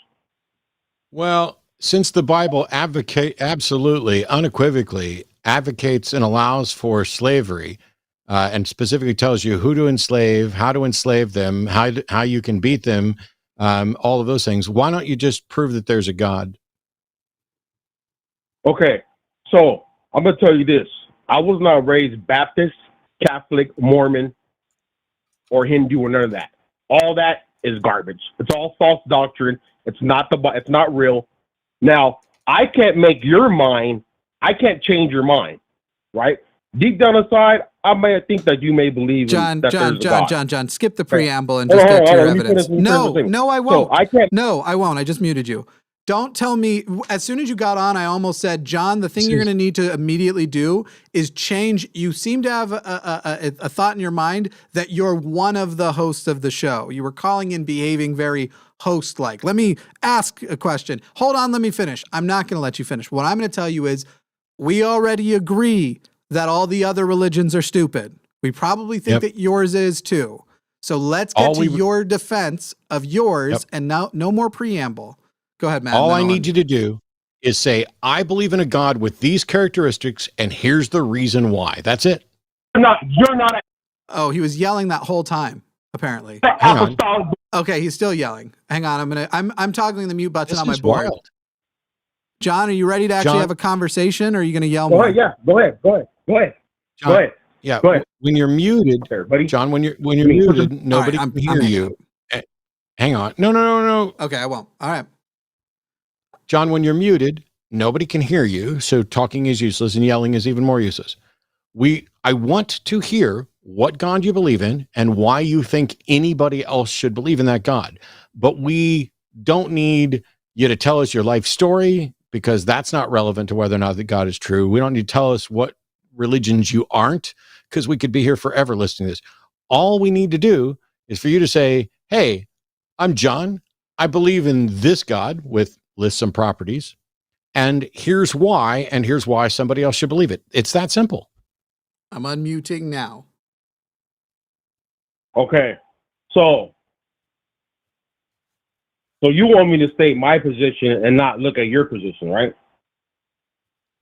That's what yes, you want? I would like for you to say, I believe in a God with these characteristics, and here's why you should believe in him too, and then give a reason. I'm going to say, I was raised as a oneness apostolic believer, which you have no. I muted him again. Okay, I'm muting you again. John, I'm going to try this again. I don't care what you were raised with. It's irrelevant. How you were raised and how I was raised and what either of us might have been taught or whatever is irrelevant to whether or not there is a God, and relevant to whether or not you can demonstrate it. So we're going to take you off mute, and I'm going to try this again. I don't know how many times I can try this, but all we need you to do is describe the qualities of the God that you're going to defend, and then defend it to explain why people should believe it. Let's try it again. Hi, John. Welcome to the Sunday Show on the Line. What God do you believe in and why? I believe in the God Jehovah of the Old Testament, who spoke to Moses out of the burning bush. I believe in the one God who created even the heavens and the earth. I believe in the one God Jehovah who created Adam and Eve in the Garden of Eden. And the reason I believe it, I have an experience with the one God, so I know that he's real. Because when I obeyed Acts 2:38 and repented of my sins, I felt the presence of God all over me. And I began to speak in other tongues as the Spirit of God gave the utterance. You're in no position to judge All right. And so we stopped after you were giving your evidence because you decided you wanted to yell, "You're in no position to blah, blah, blah." You're muted again, just so you know right now. Nobody can hear you. And that's unfortunate because if I'm understanding you, you're saying that you believe in the God of the Old Testament, the God that created the heavens and the earth and Adam and Eve. And that your reason for believing this is because you had an experience with God. That's interesting. Especially since we already know from science that there was not actually a literal Adam and Eve, but you're not saying that you believe in the God of Adam and Eve because of Adam and Eve. You're saying you believe because you had an experience. What experience did you have, and how can you demonstrate that it's from God? You're unmuted. Oh, John? Did you not? Hang on, John. Sorry. I was muting on the board. I think we muted also in the software. So yeah, I think we both did. You're now actually unmuted. Go ahead, John. Answer Matt's question. Okay. So I had an experience with the one God when I was 16 years old. My mother raised me in the church. I wasn't raised in the world like you two. I was raised in the church. And so my mother... No, I'm going to mute you. I'm going to mute you, and you're going to listen because I've been incredibly patient with you, and I'm asking you to tell me about your experience and how you know it's from God. But instead of doing that, you've decided to say that you were raised in the church, unlike me. Fuck you. Don't talk about how I was raised or my mom. Not only is it not relevant, but you are wrong. I walked down the aisle at the age of 5 and accepted Jesus into my heart. I was active in the church on Sunday morning, Sunday night. Everybody in that church thought that I was going to be a preacher. And some of them have come to debates that I've done to say, what happened? Don't pretend to know me, motherfucker. Just describe your experience and why you're convinced it's from God. I was also raised in the church. Just wanted to point that out since you said okay, I also wasn't. So back to what I was saying. I received the power of the Holy Ghost, Matt. I spoke in tongues as the Spirit of God gave the utterance. Oh, okay. You're a liar. You're a liar, John. You're a fucking liar. You're a piece of shit liar. You lied about me, and now you're lying about you. You can't defend your God. You don't know shit about God. You couldn't make a sensible argument if I wrote it down for you and asked you to read it word for word. You don't know what you're talking about. You just called in to scream about how much you love Jesus and Matt's a fraud. You're a liar, John. Goodbye. Honestly, John, you didn't even do that. Oh my! John's not a theist. Oh, let him scream. Let him scream. You're a retard. Oh, well, that's literally what he jumped in with. John's not even a theist. This isn't a real call. This is whole thing is fake. Absolute nonsense. Yeah. All right. So here we are. Welcome to another wonderful Sunday on the Sunday Show where we get calls from people who pretend to be things that they're not. Yeah. What a loving, I mean, on the off chance you are a Christian, that was very Christ-like, that last little bit from you. But I don't believe it. I think that's just a fucking bored person being a douchebag. This was just absolutely somebody who was bored, who wanted to get on and talk shit and drop a slur. Oh, look how edgy I am. Oh, baba booey. Yeah. I'm sorry that nobody loves you, John, or whatever your name is. I'm sorry that your life is so absolutely miserable. Some of the rest of us are working to make the world a better place and are actually having fun. I guess last thing I want to say about on the very slight chance you are a theist, you called in by shitting on other theists. You were worse than almost every single one I've ever talked to. You are bad at conversations. You're bad at defending your religion. You would call in and say, Mormonism's stupid. I know the real God because I had an experience with him. Boy, I've never heard a Mormon say that exact fucking thing. Fucking idiot. Yeah. I've never been a Mormon. Church. Yeah, literally was. I've never been a Mormon saying that exact fucking thing. Oh, yeah, and then I grew the fuck up. Ryan in Pennsylvania, you're on the line with Jimmy and Matt. Sweet. Hey. Welcome, Ryan. Sorry we made you wait through that. Yeah. Nice to see both of you. I follow both of you a lot. Tight. Thanks, awesome. Ryan. Go ahead, give us your thing. Well, I know probably you too, Jimmy, but I know Matt has talked before about his brother, how well they get along, even though they don't agree. I have been a friend of mine for a very long time. We even lived together for a better part of a decade. He got married last year, but he had been engaged for a while, and they had their own house and moved out. But as time has gone on, his current wife has gotten more and more religious, and as she has done so, she has managed to push me a bit further away from my friend. And I'd had a good. They used to live with me for a few years, and I'd gotten to know her kids, and they adore me. I play video games with them, and they have, as they've gotten older, I am gay. They don't know that. My friend does, and his wife does. But as they've gotten older, they've shown a lot of things that are, homophobic. Um, like go out of their way to bring it up, like a cartoon that he watched where there were two girls that said they liked each other. It really bothered the 12-year-old that he doesn't want to watch that cartoon he liked anymore because of it. And he's also said that he's afraid of demons, told me that demons are real and this is worrying to him. And as his wife has gotten progressively more religious, they just exclude me from activities. I wasn't invited to the wedding. They know I'm an atheist, stuff like that. And I just wondered, how you would navigate this. I brought it up to my friend. He doesn't really want to cause waves with his wife. Just wondered if you had any advice.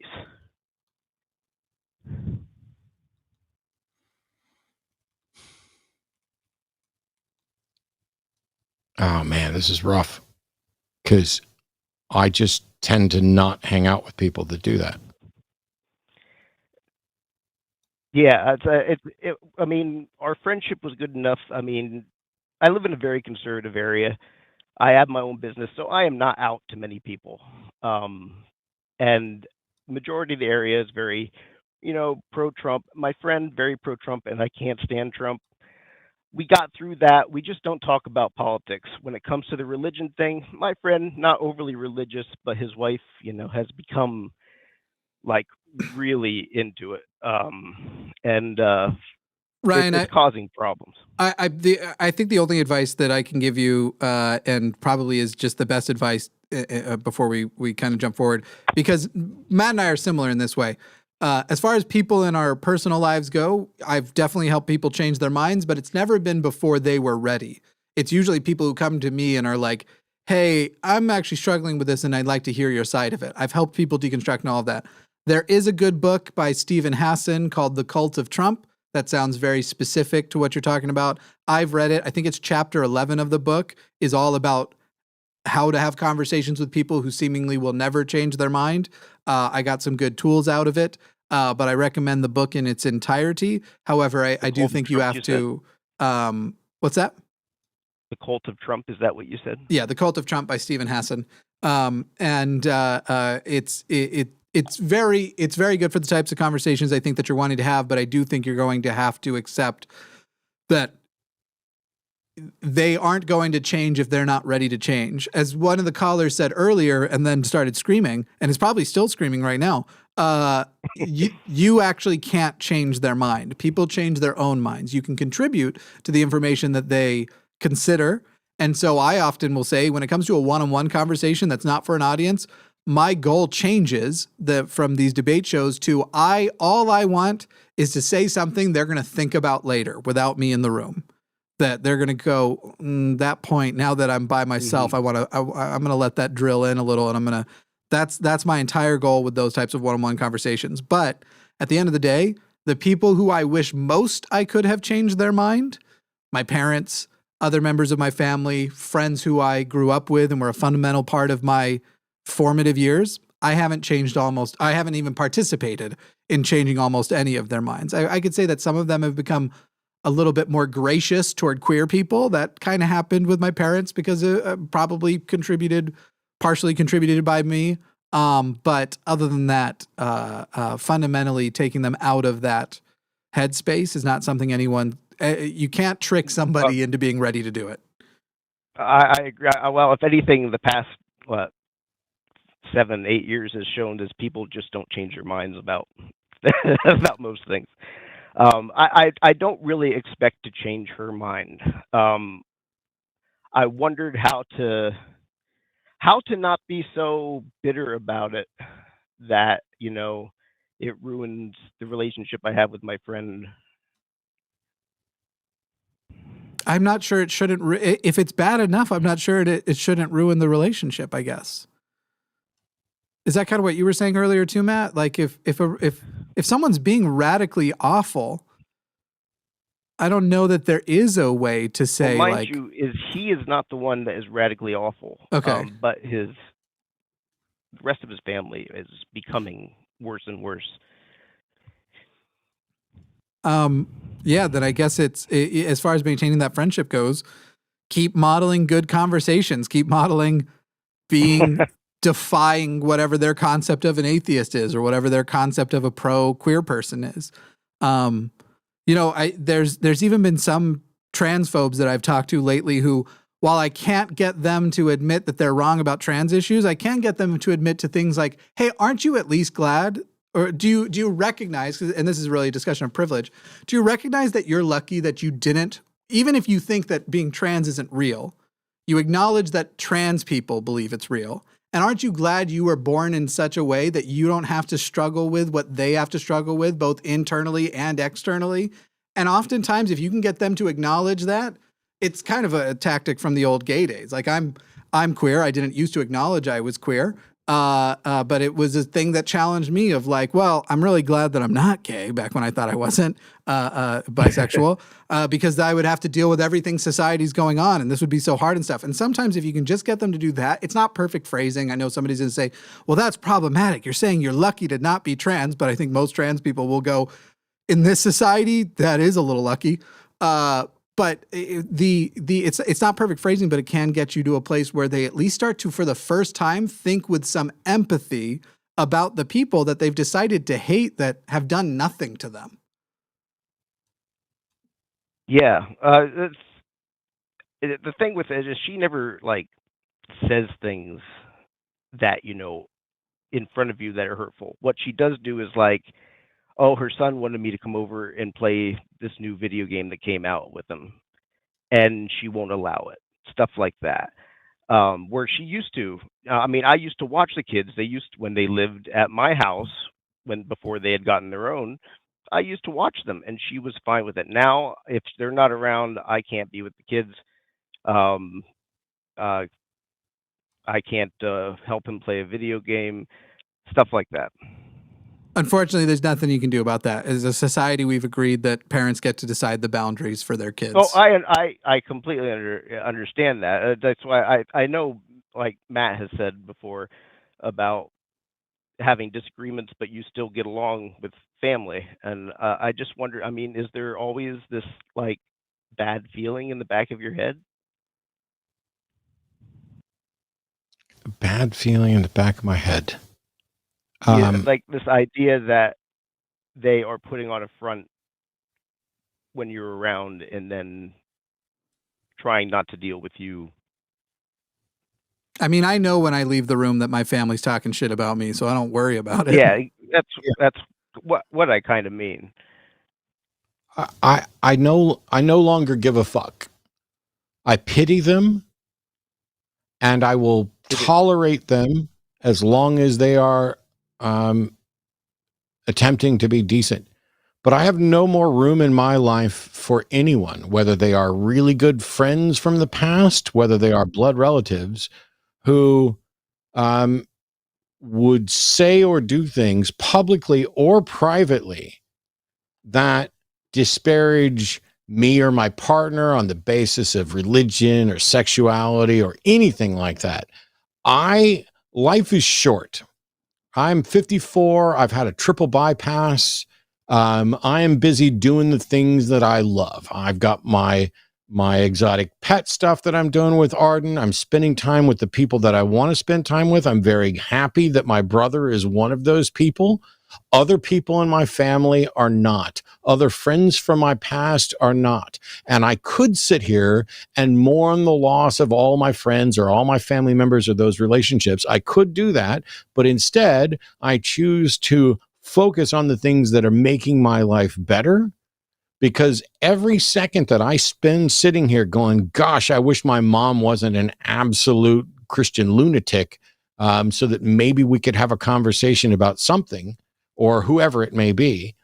That's a second that I could have spent focused on someone who who cares about me, who I also care about, who has done nothing to me and is more deserving of my time. Yeah. And it's all better for me. It sucks. Don't get me wrong. I have in the past had friends and family that I no longer, that cut me off because we can't agree. And that sucks. But I just dealt with it so many times that now it's okay. I'm sad that happened, but I have a choice now. I can either sit around and keep being sad that it happened, or I can go make new relationships with people who value me for me. Yeah, I mean, I understand. I think it's harder. I mean, in one respect, where your family didn't change and were always like that, where this is something that has just happened.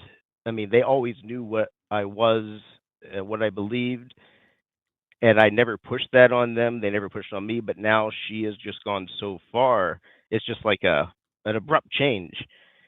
I have loads of friends who I was good friends with for many years, who I'm no longer friends with because they changed to be Trumpers. They changed to be maggots. They decided that even though they hadn't taken a position regularly previously on LGBTQ issues, now they do. It's happened. It's happened over and over again. It's, yes, my mom and my dad, they've pretty much always believed what they're advocating for. So that's not a surprise and a change. But if you don't think that there have been people in my life who've changed their views and to where our relationship is no longer possible, I don't know what to tell you. You're just wrong. No, I mean, I completely believe you. I was just going by, like the idea that people were set in their ways, but it just seems that as people get older, they just get more horrible or more horrible, insane views. Then I don't know how to adjust to them. Yep. It's very frustrating. I've been actually from 2016 forward, it's been a nightmare. Oh, yeah. 2016 is definitely the start of it, isn't it? It's a nightmare that has not gotten any better, and no real clear likelihood of it getting any better. Ryan, do we have do we give you a lot of stuff to think about? Check out that book. Anything else before we I definitely will check out the book. I thank both of you for the advice you've given me, and we'll hope everything turns out well in the end. Thanks, Ryan. Thank you. See ya. Awesome. We're going to try another theist named John. I have a feeling it's going to go better. I feel like it couldn't go worse, but who knows? John in New York wants to speak about God in a way that is unique. John, you are on the line with Jimmy and Matt. Yes. Hello. Can you can I start off with this here? Excuse me. Can I start off with this here?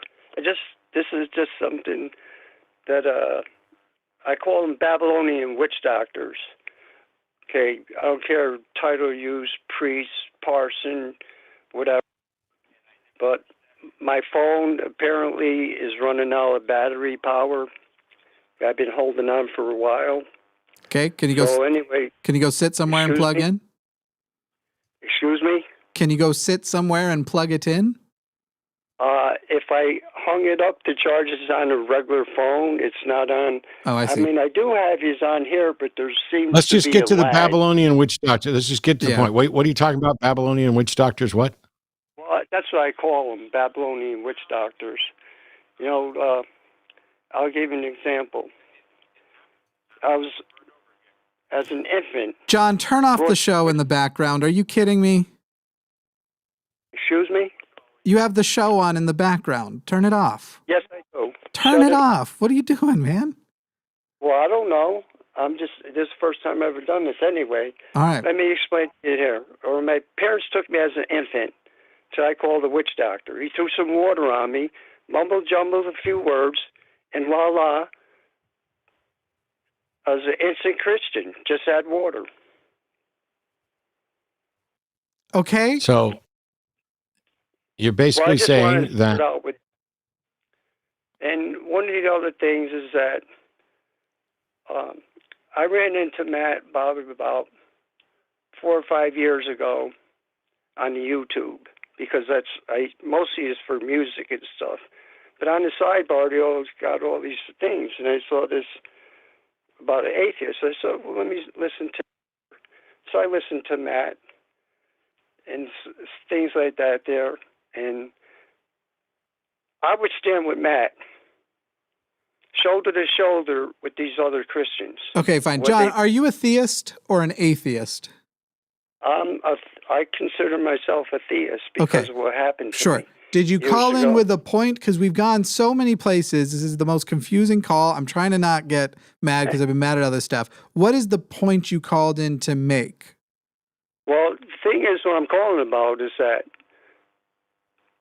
about my belief in God, why I believe in him, stuff like this here. Great. Tell us why you believe in God. Just why you believe in God. No stories. Why do you believe in God? What happened to me? I was a young man in the Marine Corps, and this is in '72. I'm in my 70s. I wasn't no kind of religious person. I was just a young man, minding my own business. It was on a Saturday in the Marine Corps in Camp Lejeune. The place was emptied. I was in barracks myself, just reading a book. And all of a sudden, this man appeared in front of me. He said, God wants you to stop what you're doing and seek and find him. And he just disappeared again. Okay, so I said, what was this?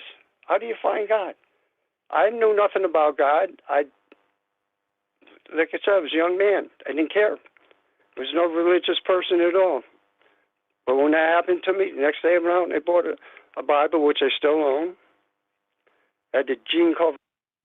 I never read scriptures. I didn't care about scriptures. Didn't care about God. I was a young man. John, let's start investigating some of this. First of all, when you say a man appeared in front of you, are you trying to say a ghost or an angel? Or are you trying to say a human person? I didn't know what to call it. I'll call it an angel now. Okay. But when it happened to me, I had no idea what it was. And why did you buy a Bible? You tell me. No, you tell me. You chose. You tell me why you bought a Bible. You said somebody came. They didn't say buy a Bible. They said find God. And you went and you were at Camp Lejeune, which is probably the answer, and you went and bought a Bible. Why That's didn't right. Next day on the Sunday, why didn't you buy a Quran? I had no idea why I bought it, but why didn't you buy a Quran? I have no idea. You tell me. I'm just telling you what happened. Yeah, this is what happened to me. I went on and bought it, and I started reading it. Okay. And all of a sudden, how big is it? How many pages are in the scriptures and this and that? None of that matters. Okay.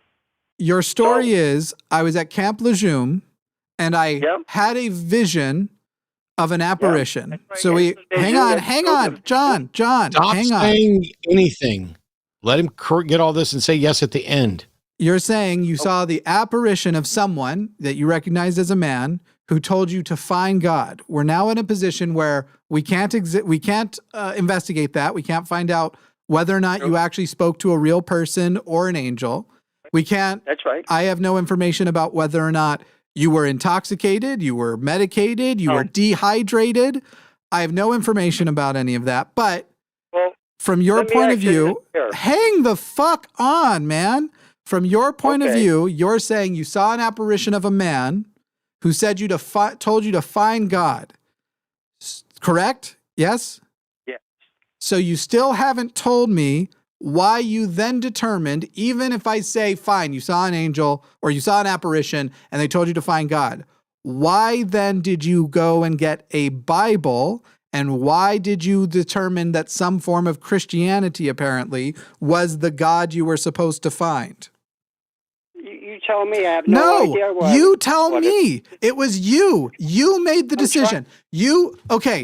I'm going to make it as simple as possible, John. The next morning you woke up and decided to go buy a book, right? You decided to go to a bookstore, right? No, went to the PX. Okay. What made you Why decide? did you buy a book? If the entity said find God, why did you buy any book? Why was going to buy a book your determined path for finding God? Here's like I Answer said, the fucking question. You won't let me answer. I'm trying to explain. You're full of I have shit. No reason. You're full or of rhyme shit, John. why I John, did you're that. full of Just shit. did it. When I you still own say, it today. John, when you say we won't let you answer, and Jimmy and I have asked you the same fucking question 4 or 5 times, you are a liar. He just said there's no reason or rhyme. I don't John, know. are you John, listen to me. You know, look, first of all, John, shut up and listen to me.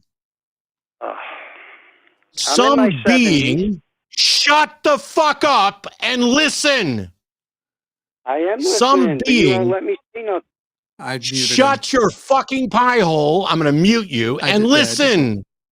Some being or some impression or something told you to go find God. At that point, you decided that in order to find God, you needed to buy a book. I don't understand why you thought that. And then you decided that the book you should buy is the Bible. I don't understand why you thought that. So the question is, when this apparition told you to go find God, why did you then go try to buy a book?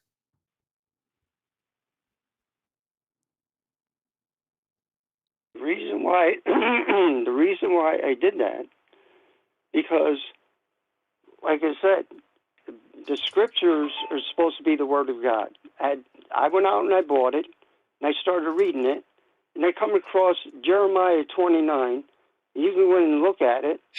When I started reading that, and it says that when you seek and find God with all your heart, you'll be found by him, and he will have these good thoughts towards you.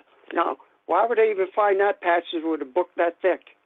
I had no idea why I did that either. I don't think John is equipped to have the conversation. And at this point, we might be an asshole if we keep taking the call. John. Oh, brother. The reason you we think asked, I'm an asshole? John, I just said the opposite. No! Jimmy just said that we might be the asshole. If you would stop fucking talking and listen, you might understand something. I understand what you're saying, but you won't listen to me, please. You're full of shit, John. I just sat here and listened to you give your explanation, and now I'm responding, and you are talking over me again. Talk over me one more fucking time, I dare you. Now listen, I asked the question about why you went to the book, and you've now answered it. Because you were taught somewhere before you had this vision that the Bible counts as scriptures, and scriptures are supposed to be the word of God. Which means you, despite being a non-believer who looked at Christianity as witch doctors sprinkling water at you, had already been infected with the idea that the Bible is the word of God. This is called a bias.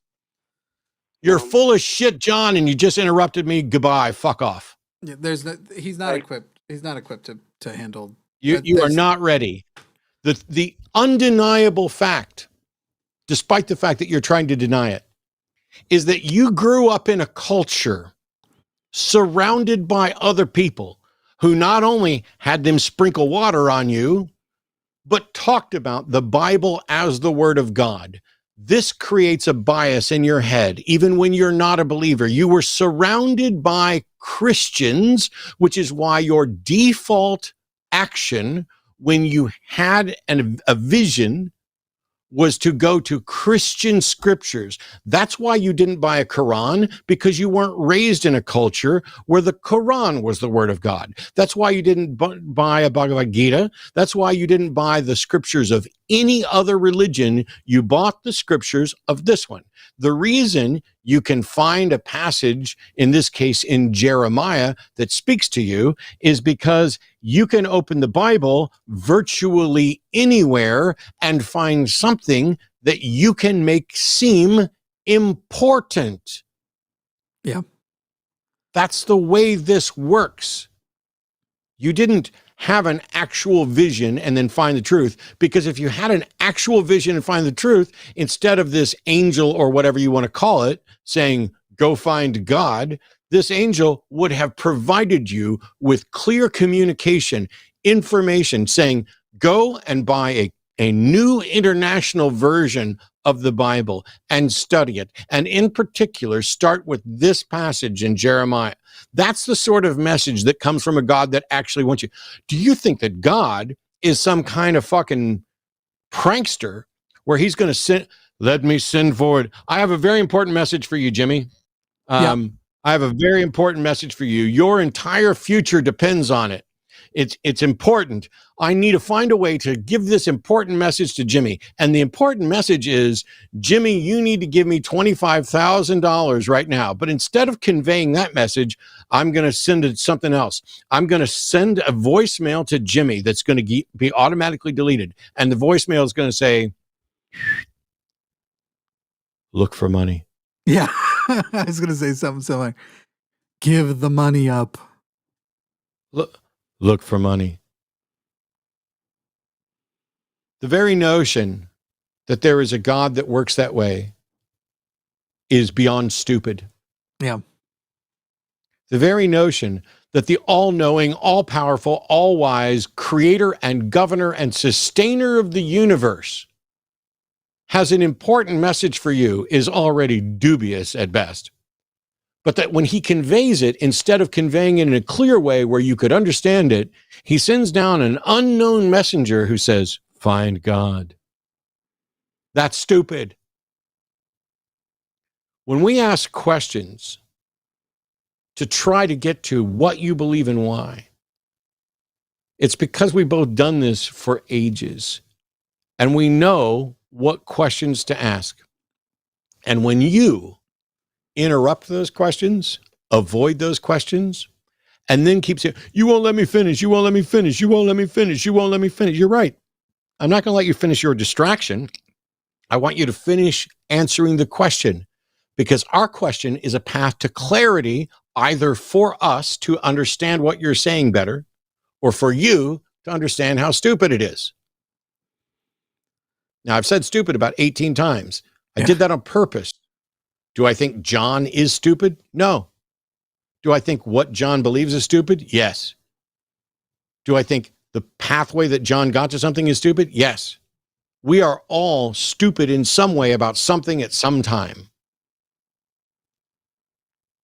If you are engaged in an irrational exercise and you haven't even bothered to think about the consequences of it, oh, let me tell you, I had this amazing experience. God sent down a messenger. How do you know that? Well, hang on, let me finish.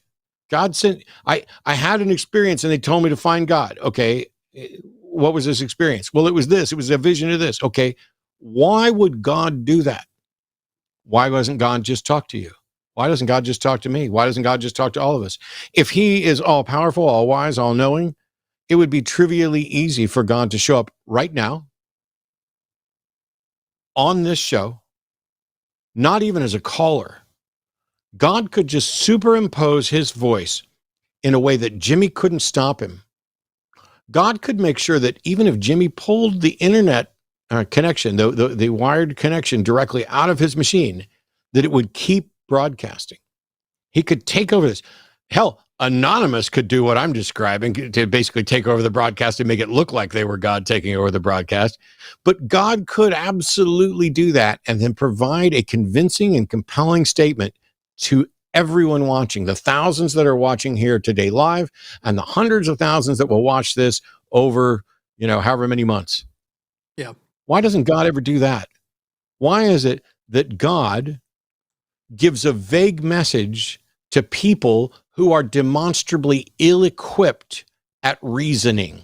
Yes. Not stupid, just not trained in critical thinking, in skepticism. Why is it? It's kind of like saying, why do the UFOs keep showing up out in the middle of nowhere and bringing up a cow and some drunk hillbilly Yeah. instead of picking up Neil deGrasse Tyson? Why haven't these aliens picked up Neil deGrasse Tyson or anybody in that ballpark? Instead, they're going to have an encounter at a trailer park during a 4th of July festival, and there's going to be a dead cow somewhere. And God, instead of actually engaging with human beings who he's supposed to love, instead helps somebody find their car keys, doesn't help somebody with their cancer, helps someone find a restaurant that they and their spouse can both agree on, doesn't help a starving child, helps someone understand what job they think that God wants them to do, does not provide a job or information about a job to someone who is desperately praying and trying to feed their family. When you look at the big picture, every single one of you who believes in a God is a monumentally arrogant piece of shit, ignoring all of the other things in reality. And you know what? So am I. The fact that I'm spending time doing this, the fact that I played a video game this morning instead of helping somebody out, that means I was being a piece of shit for a little while. But it may be necessary to do things like that to make sure you're in the position to help people when you can. And the biggest difference that I can say between me and every one of your versions of God is that I've actually done one good thing in my life. Yeah. Show me that God's ever done one good thing, and I won't think that I'm better than your imaginary friend. But until your imaginary friend learns to communicate effectively, all he's doing is making you look foolish. I also like to discourage people in chat from infantilizing people for being old. In fact, the reason why I said I don't think he is equipped doesn't have to do with his age. It could be that, but I don't have the criteria by which to diagnose. I suspect, based on the sort of reasoning he was using, had we talked to him 20 years ago, he would have been using very, very similar reasoning, if not the exact same. So, yeah, they're just people complaining about, come on, go easy. He's in his 70s. No. Anyway, I thought you were going to say something. Ready? Nope. I'm All good. right. I've said enough. This will be our last atheist call of the show, and then we've got several more theists lined up, but about an hour to do those in, so I may also cap calls. If these go too fast, we'll reopen lines. But so last atheist call and then theist for the rest of the show. We've got Brian in California. Brian, you are on the line with Jimmy and Matt. Wow. Thanks, guys. Jimmy, Matt, I've been watching you guys for a while, especially Matt. I've been watching you for over a decade now. I'm I love sorry. what you do. You're doing the Lord's work. You know what I mean? So my whole thing is, I think I'm an atheist, but whenever I talk to someone, my family, they're all ethnic Catholics, my friends, I was raised around, that kind of culture, but I'm very much a secular person. But I always say that I do believe in God, but I always say that God is real. He just doesn't give a fuck, I kind of have my own kind of philosophical understanding of what God is, because ultimately there's only two things left that I kind of hold on to that make me think that there might still be a God. Lay them on us. Everything. I'm sorry? I was just saying, lay them on us. Let's do those two things. Okay. Yep. Okay, here we go. Number one, it bothers me that both poor, both rich, otherwise brilliant people still hang on to this thing, right? No matter how logical a person is in their day-to-day life, they still can. There's still this one thing that they still insist on believing, even though everything around them points to most likely no. That alone makes me think there's something. Well, not that alone. This and the second thing, right? It's weird. I mean, I understand it could be a holdover from evolution because we're social creatures. For clarity, to have these kind of yes. Just for clarity, you're saying that the first reason that you think there's something is because so many people believe. Or is it? Yes. I think Brian, on top of that, was saying specifically there are such intelligent people, there are rich people, there are poor people, and there are people that are logical that you would expect to drop it that can't seem to drop it. Is that right, Brian? Absolutely, yes. Okay. That the if I can expand on that, I don't want to interrupt you guys, but it's not even a class thing. It's not even a luxury thing. It's not even an education thing. Sometimes it's not even like how you were raised thing. It's just people will arrest their logic to just go on this.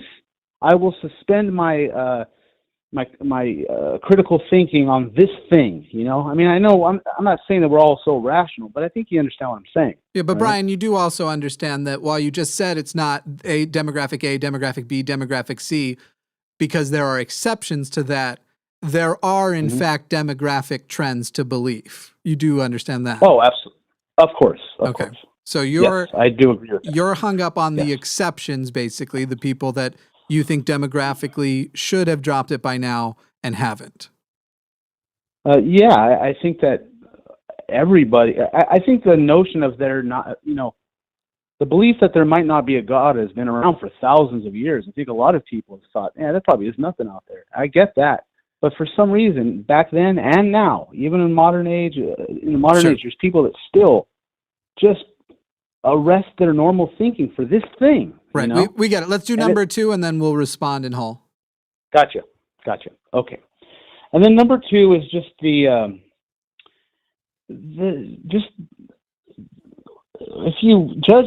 we're just weird compared to the other animals, you know? I mean, innocent animals for millions of years, and then we pop up, go from agriculture to splitting atoms in a few thousand years. It's just nuts. And I'm not saying that makes us good or bad, but it does make us nuts in a way that it always kind of makes me go, damn, maybe there is something. Maybe we were inseminated by aliens or something, or maybe that's God, or I don't know. But that's what keeps me from saying I'm an atheist. Does that make sense? No, because you literally just said it might be aliens, and that keeps you from being an atheist. Are aliens gods? Maybe. I don't know. I just kind of think that whatever it is that we call God could be that. It's just some other thing we don't understand that's beyond us. It could be aliens. It could be anything in the. I kind of put that in the same category. And you said that you feel that way. Outsider. You feel that way because humans are so complex. Is that what you just said? Yeah, I guess. I mean, I know that a lot of apologists use complexity as a way than other animals, and it might have been aliens, and aliens might be God. I mean, this is beyond dumb, Brian. You're like, oh, I want to call myself an atheist because it might be aliens, and aliens might be God. This is the most desperate flailing around way to try to find room to squeeze a fucking God in that I've ever heard. You have a pile of fallacies in argumentum ad populum, the popularity of an idea, the number of people who believe it, no matter how smart they are, no matter how much they bind others, has no bearing on the truth. Whether or not we have expanded our ability to communicate and develop technology greater than any other species doesn't tell you how or why, doesn't point to anything like a God. It could point, it doesn't even point to alien insemination. This is just your personal incredulity that you don't see how this could happen without some sort of intervention. And you're willing to say that this intervention might be aliens and that might be a God. And that's why you're not an atheist. You are just terrified of admitting, 1, you don't fucking know. And 2, I don't have any good reason to believe in a God. Therefore, I'm going to desperately flail around and look for a reason to believe in a God. It's embarrassingly bad. To suggest that it might be aliens and aliens might be God. Well, what happens if it's not aliens? Might that, whatever we find out, maybe it's another species on Earth that did something not alien. That manipulated a previous thing. Maybe they come from another dimension. Does that mean it might be a God too? This is beyond dumb. No, listen, Matt, I'm with you. I think it is kind of dumb to just, but I'm not. I kind of put them all in the same category. I'm pretty secular. I'm not trying. Okay, let me just say this. I am comfortable with the fact that I don't know what's going on. Right. It's not that I'm flailing. It's that those are two things about, I don't know, humanity that seems Brian, strange. I think the reason why that doesn't sound true is because if you were comfortable with I don't know is pretty much the atheist position. Well, then that is my position. I don't know, but those two things I haven't quite workshopped yet. So I'm going to address it. I'm going to try to address them directly, very briefly, because I think this is something that you could spend some time with Google also with. But as far as the first one, with so many people who believe so much, even though, there's seemingly it's amongst a lot of intelligent people. Again, we've already addressed demographically, it does affect certain things. You're more likely to be more religious if you are a part of certain groups, but also if you just look and you want to look at like certain sociological information, the decline in religiosity, you can look throughout history and see what the pivotal moments were that changed that, whether it was for a specific religion or whether or not it was religiosity in general. And no time has it been greater since two things. First, the actual advent of the scientific method, and then not actually really that, but the popularization of it, because even when it was first sort of being recognized, it wasn't necessarily, people didn't go to public school and learn it. And then second, the Industrial Revolution, which then further gets expanded dramatically in just the last couple of decades by the internet and the fact that all information is now available at the fingertips of people. And so you have this thing that was tradition, and we can see through other traditions that people have that they feel very, very attached to, whether it's family traditions, historical, ethnic traditions, or whatever, that tradition is a powerful thing, and being told by your parents, this is true, or this is the kind of person we are, and being trained that way is a powerful force, more powerful for a lot of people, at least until they decide they change their priorities, than whatever the actual evidence or truth is. These aren't, the reason why it's so frustrating to hear it from somebody who's saying, I might be an atheist, but I don't know. If your position is, I don't know, but I won't rule out the possibility of aliens, that's one thing. I don't rule out the possibility of aliens. I think aliens probably exist. Now, that human life is a result of that. You simply, again, do the same biology course we recommended earlier. The only thing that is particularly interesting about human life compared to all other animals is our level of brain activity and brain capability. Yes. That seems unique, but it doesn't, but it also doesn't necessarily seem unique in the ways that the random person thinks. We can, or the lay person, I should say. Animal brains have been developing, and specifically mammal brains have been developing in a certain direction. And it's actually not altogether that impressive that one species developed prioritizing that more than another, when it is so advantageous, and that before another species might be able to develop a similarly advantageous brain, the species that did before may have eliminated them or that possibility, or at least slowed down that possibility, which is why we look out at other animals like dolphins, like other primates, and go, there's a lot of human level intelligence stuff happening there that we're only realizing now. Obviously, I'm not saying that they are human levels of intelligence. It's just, it sounds like, and the thing that made me roll my eyes and kind of go like, it sounds more like you're going, I'm so incredulous. This is so interesting. It's so complex. Not only am I not eliminating the possibility of aliens, I sort of suspect it had to be at least aliens or something equivalent. And you simply don't have any rationale for that. Yeah. To be fair, when I was waiting to talk to you guys, the idea of aliens never popped up until I was talking to you. I guess why I brought out aliens is because I'm just trying to say that it's some kind of a thing, an entity or something that's slightly different than the 99.9% of all the other life forms that we know of, and most of which are gone and extinct. And in that short amount of time that we've been here, I guess my problem is it's like I'm trying to make a gap to insert the God in. You know what I mean? And that's the only thing. Isn't that what I literally fucking said? What's that? Yeah, the God of the gap. Pretty it's sure. Like I'm making my own God. Pretty sure I literally fucking said that, and I'm also a complete failure. How many years you been listening to me? Like at least a decade. A decade. Yeah, you've been on. Is there anything that I've said today that you haven't heard me say 100 times before? Yeah, I have. What? I'm sorry. What am I missing here? To be fair, I'm a little nervous talking to you because I It's all haven't good, watched Brian. it for a while. But what am I? What at this am I point, missing? At this point, Brian, I think just rewatch the call, listen to the points, and evaluate where you are. I'm surprised that you've been listening to Matt for 10 years and weren't aware that your I don't know position was the atheist position. That's making me incredulous, frankly. But like I said earlier, I don't know, and I think that is my default position. I don't know, but I'm just saying those two things kind of stick in there, and I guess I didn't do a good job of explaining that to me. But it comes down to the fact, like I said, I'm not to beat a dead horse, but it's that there's people that arrest their normal thinking for this crazy stuff. And I know you're right, demographics, you're right, and you're right. The more secular we get, the more that we get away from that. But here's the difference between when you take those 2 points and you're being incredulous versus when you're being a skeptic. When you're being incredulous, you go, wow, there are really smart people. Sir Francis Collins still believes in God. There are people for whom it wouldn't be advantageous. Poor people have been manipulated with religion, but they still believe in God. This doesn't make any sense. Therefore, my incredulity comes to the simplest answer is maybe there is something to this. Instead of just going, why does that happen? Why is that? And then go look for the answer to that why.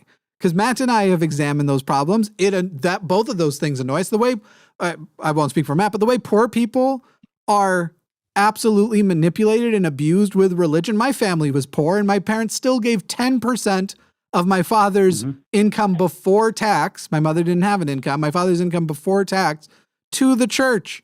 The way that they are, the poor people are exploited. I don't like any of that stuff, but I don't go, so the only way that makes sense that wouldn't embarrass my dad or would appeal, I go, why is that? And you can look into it. There's lots of sociological reasons. There's lots of evolutionary reasons as far as the whole kids trusting your parents inherently.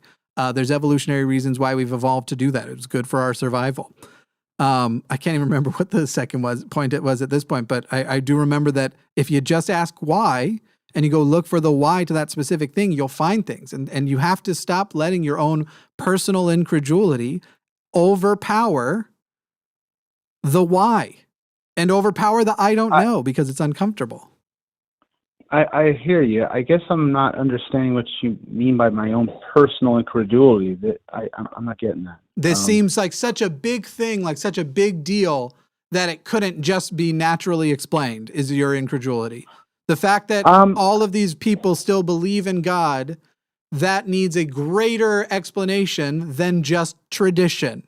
Just the thing that we've done where we inherently trust our parents. Just the fact that we form communities around them. And you can get a community of people to do really stupid things as long as you convince them that the rest of the community wants them to. That these things for which we have explanations aren't sufficient for you, either means you are unaware, in which case it's an argument from ignorance, or they're not good enough because of some personal feeling you have about them, which is when it's an argument from incredulity.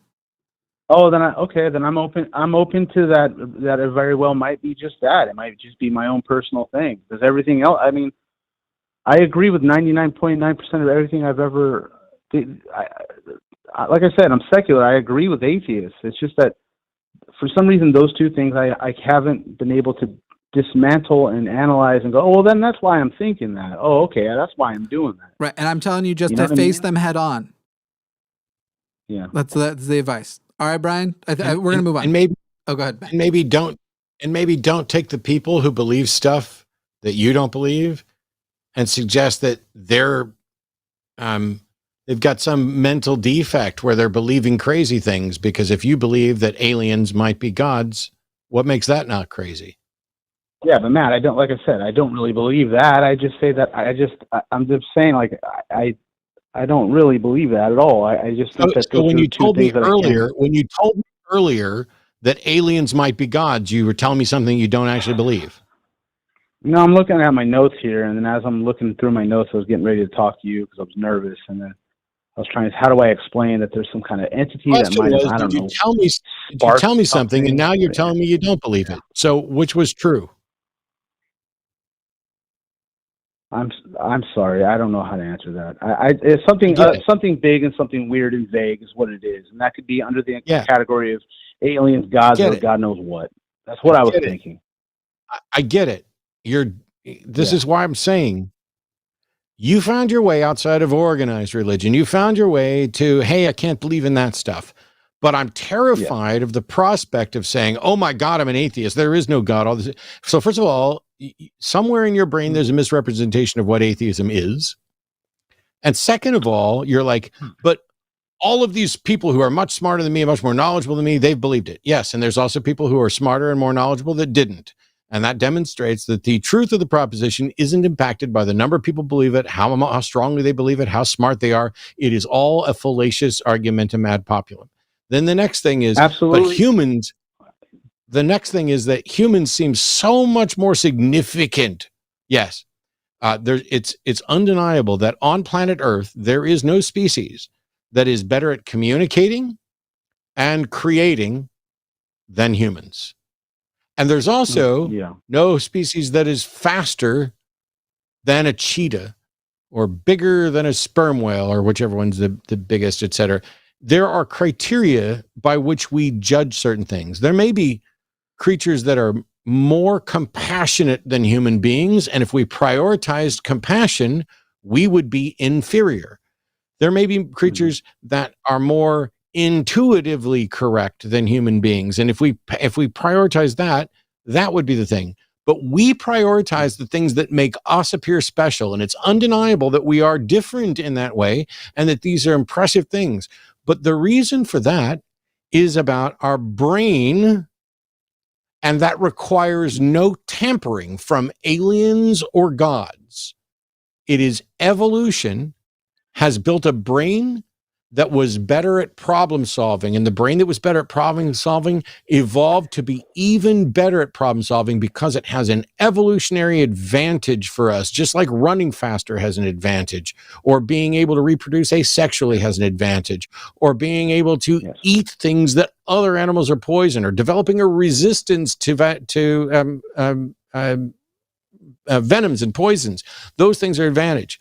But it is a mistake to look at the things that give us an advantage and claim that while they are special, to pretend that they are so special that they could not have happened through natural means. And when I 100% agree with you.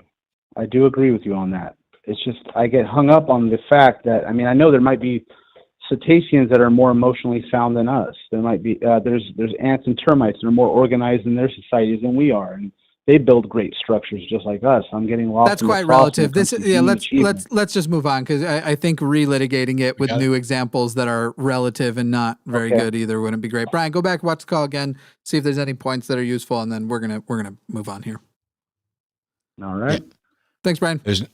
At no point was I trying to beat up on Brian, but when I ask specific questions, and then you're like, it could be aliens. Yeah, but aliens aren't gods. Well, they could be.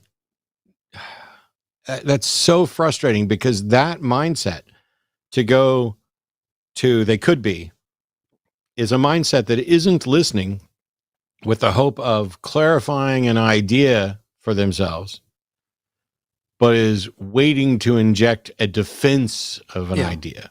I was going to say the same thing. It's defensive. That's the difficult part. I appreciate the fact that Brian's secular. He's going to agree with us on a bunch of stuff. It's just, my God, don't tell me you've been listening to me for 10 years. And what do you think you're going to get out of 10 minutes? Yeah, that hurt your feelings, it seemed like, a little bit. It really does. 10 years, and your first response to, are aliens gods? Well, they could be. Yeah. All right. There's a deist who thinks they can continue the conversation with the prior deist from the prior deist. We've got Alex in California. Alex, do you believe you can build on those concepts and give a better defense of deism, or you just wanted to, I don't know, what? Yeah, I felt like I could answer the questions good, like you were asking. I think his name was Zachary. That sounds right. And you were asking him questions. Yep. And I just felt compelled to call in again because, like, one of the questions you asked him was, can you tell the difference between a universe that was designed and the universe that wasn't designed? Is that one of the questions you asked?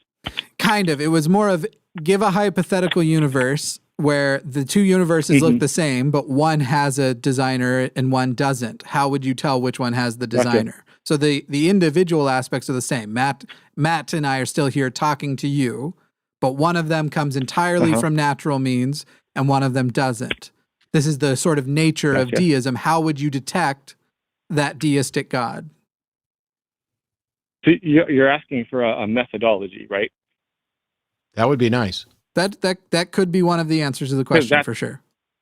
That's what I've been working on kind of a hobby of mine, is because I've been also listening to you guys for a long time, and that's always what you guys kind of gravitate towards, is that you want a methodology. And so what I wanted to start talking about was a little bit of John Lennox and how his intelligent design argument, like, I totally disagree with, and I agree with you guys in that how he will say stuff like, well, DNA is perfectly constructed and all the letters are put in the right places, and that couldn't have come about by chance. Like, I'm totally on board with you guys that that's a unreasonable argument, because there could be naturalistic explanations for that are just as weighty as or supernatural. Correct? I'm confused, Alex. We're asking for a methodology by which deism might be confirmed, and now you're going to tell us how you also disagree with John Lennox. So are we going to just sit here and go through all the things we both disagree on, or are we going to get to the methodology? So I'm trying to give an opposite of what I'm about to explain. Need an opposite. So I just need. Why is this so difficult for people? Why is it so difficult for someone to say, here's what I'm convinced of, and here is the reason I'm convinced and think other people should be convinced, without injecting their life story or beginning to list all of the things that we both already disagree with? Isn't if neither one of us accept John Lennox's fine-tuning arguments, doesn't that make it irrelevant to this? Doesn't that make that irrelevant to this discussion? No, because I'm trying to draw a distinction between a fallacious fine-tuning argument and a non-fallacious fine-tuning argument. And so, do you think? Because no, stop. Is John Lennox's fine-tuning argument only relevant because you want something to point to that you think is wrong? No, I'm trying to make a symmetry argument. Like to give the opposite, and then give it so that kind of gives a frame of reference. Because we have everything in the universe. No. All the events that happen in the universe. Alex, we're not going to make any fucking progress here. Do you accept John Lennox's fine-tuning argument? No. Neither do I. Do you accept the cosmological argument from Jim Bob down the street? The cosmological argument, you mean like the Kalam cosmological argument? I the think, specific version. No, I'm yes, asking I do about that. No. Why won't you fucking listen, Alex? I said the specific cosmological argument from my neighbor Jim Bob down the street. Do you accept that one? No. Neither do I. So is it relevant? To the existence of God? Is it relevant to this fucking discussion about deism?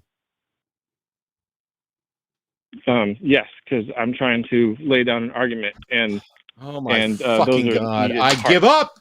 I give up. I give up. I give up. I give up. I give up.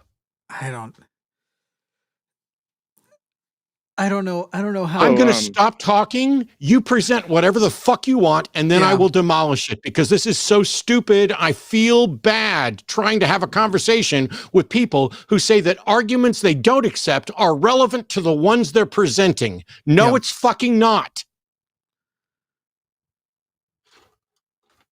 Okay, so there are events in reality that would be candidate explanations for evidence of a God. And so the evidence would have to be something that wasn't necessary. For instance, like if I say, oh, there's food outside and I can go grow my food, well, there must be a God that designed me to go to that food. That would be a fallacious argument because it's necessary. Like, so there, Alex, it's the anthropic no, principle. stop. Alex, I'm muting you. Listen to me very, very carefully. Whatever nervousness you've got, whatever's going on, just take every thought out of your head, take a deep breath, and listen to me very, very carefully. Of all the people you've spoken to, I can guarantee you, I don't need a lecture or a lesson on what a fallacious argument is. If there's anything that I might have some expertise in, it is identifying fallacious arguments. What I want from you is not a lecture on fallacious arguments. I want a non-fallacious argument for deism. Prove to me how you can reasonably detect that which is by definition undetectable and make an argument that is not fallacious. If you continue to try to lecture about other irrelevant fallacious arguments, I will drop this call like I dropped smoking. Begin. Okay, so I wanted to talk about the expansion of the universe specifically as a candidate for evidence of intentionality to the universe, because we can imagine a universe that doesn't have an expansion, and so that kind of it kind of answers the question that Jimmy was asking, is that we would have two universes. We have one universe that has an expansion and one universe that doesn't. And there's no reason to believe that the universe that doesn't have the expansion wouldn't also support life, but it would support different life. And so the extraordinary event of the expansion of the universe actually creates a universe in which the intelligence that we are can understand our origins. So there's nothing necessary for us to be able to understand our origins. So therefore, it doesn't fit within the traditional fine-tuning argument like a John Lennox or a Douglas Adams Puddle analogy, because it's not necessary. So therefore, it is a candidate explanation for evidence. I'm not saying it is evidence, but I've been trying to explain the methodology of determining what is even a candidate. So do you have the examples that are evidence? Because those were bad. So what you just said is that because we can imagine a universe that isn't expanding, we contrast the universe that we can imagine with the one that we live in. The one that we live in is expanding. The expansion of the universe allows an intelligence like ours to understand our origins, and that this is evidence of an intention to the expanding of the universe. No, it's not, because I can imagine a universe that is expanding with intention, and I can imagine a universe that is expanding without intention, and I can imagine an intelligence in both of those. The mere fact that an intelligence might, in a very narrow band of time, be able to cognitively process the expansion of the universe doesn't in any way demonstrate that this expansion of the universe was intentional to allow that comprehension, any more than my ability to understand fallacious reasoning is the result of a God making me intelligent enough to do so. I didn't need a lecture about John Lennox. I didn't need a lecture about fallacy. What I needed was a methodology that necessarily demonstrates the deistic proposition that is by definition untestable, unverifiable. And what you gave me was an expanding universe signals intent. And my answer to you is no, it fucking doesn't. And I can use the exact same I can imagine an alternate universe that you did to debunk it. The intelligence one was also particularly bad because there's the evolution of human intelligence. Calling it necessary is already suggesting it's planned. Human intelligence evolved the way everything else evolved. The fact that we can assess our own place in the universe is a byproduct of it. It wasn't deliberately selected for. In addition, go on. Oh, I thought that was in. No. In addition, a deistic God is one that does not interact in reality in a detectable way. And so a deistic God is one that wants to stay hidden. And so if your case is that an expanding universe points to a God intentionally creating an expanding universe so that the beings can discover that God. Now you have a deistic God that wants to be discovered and has done so by creating an expanding universe that results in an intelligence that infers the very creator, when that same being could just provide concrete, incontrovertible evidence of existence. It is boneheadedly stupid to suggest that there's a deistic God that has managed to manipulate things in such a way so that we can know it's there when it doesn't want to be recognized, but somehow is incapable of saying, "Hi, here I am." You don't have a methodology. You don't have evidence. You don't have an argument that's remotely better than John Lennox's. So I never said that it was evidence. I said that it was a candidate evidence, because that's what it's all about. That we're having a meta discussion of a methodology of what even constitutes evidence. Goodbye. Yeah, I can sniff my own farts at home. I don't need to. I just don't care.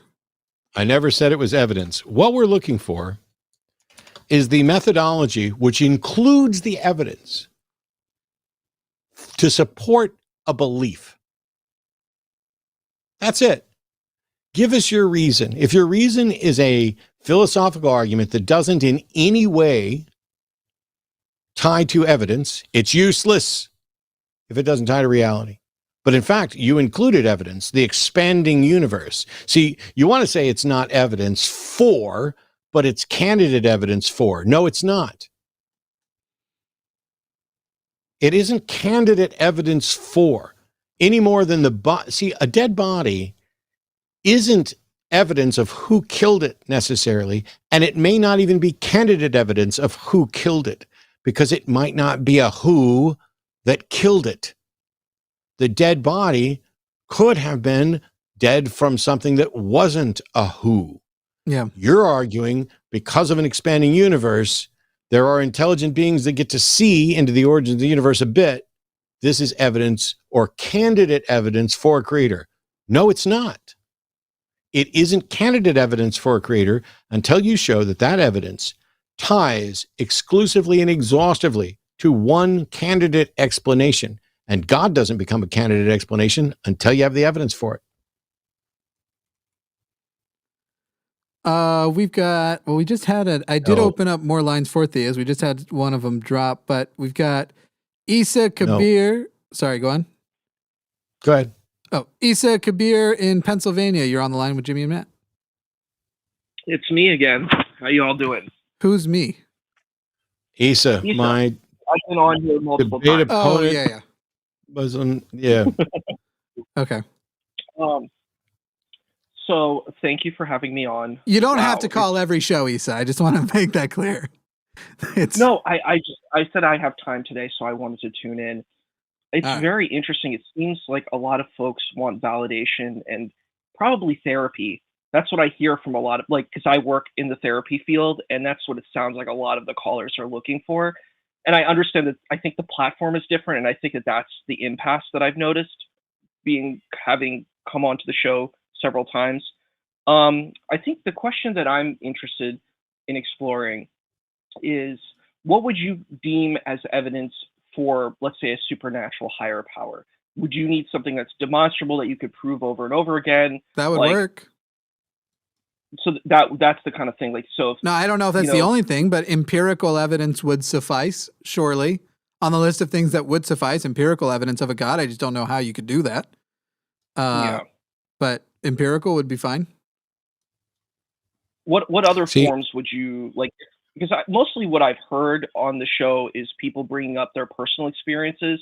Like the one gentleman, Grandpa John, he felt like a grandpa to me, where he brought up his point about he had an experience and then he bought the Bible. It's an interesting thing because a lot of people have personal experiences. That seems to be the majority of the evidence that I see people bring.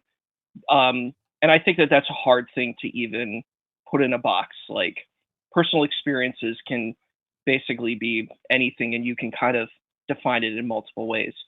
So do you think a personal experience could have any merit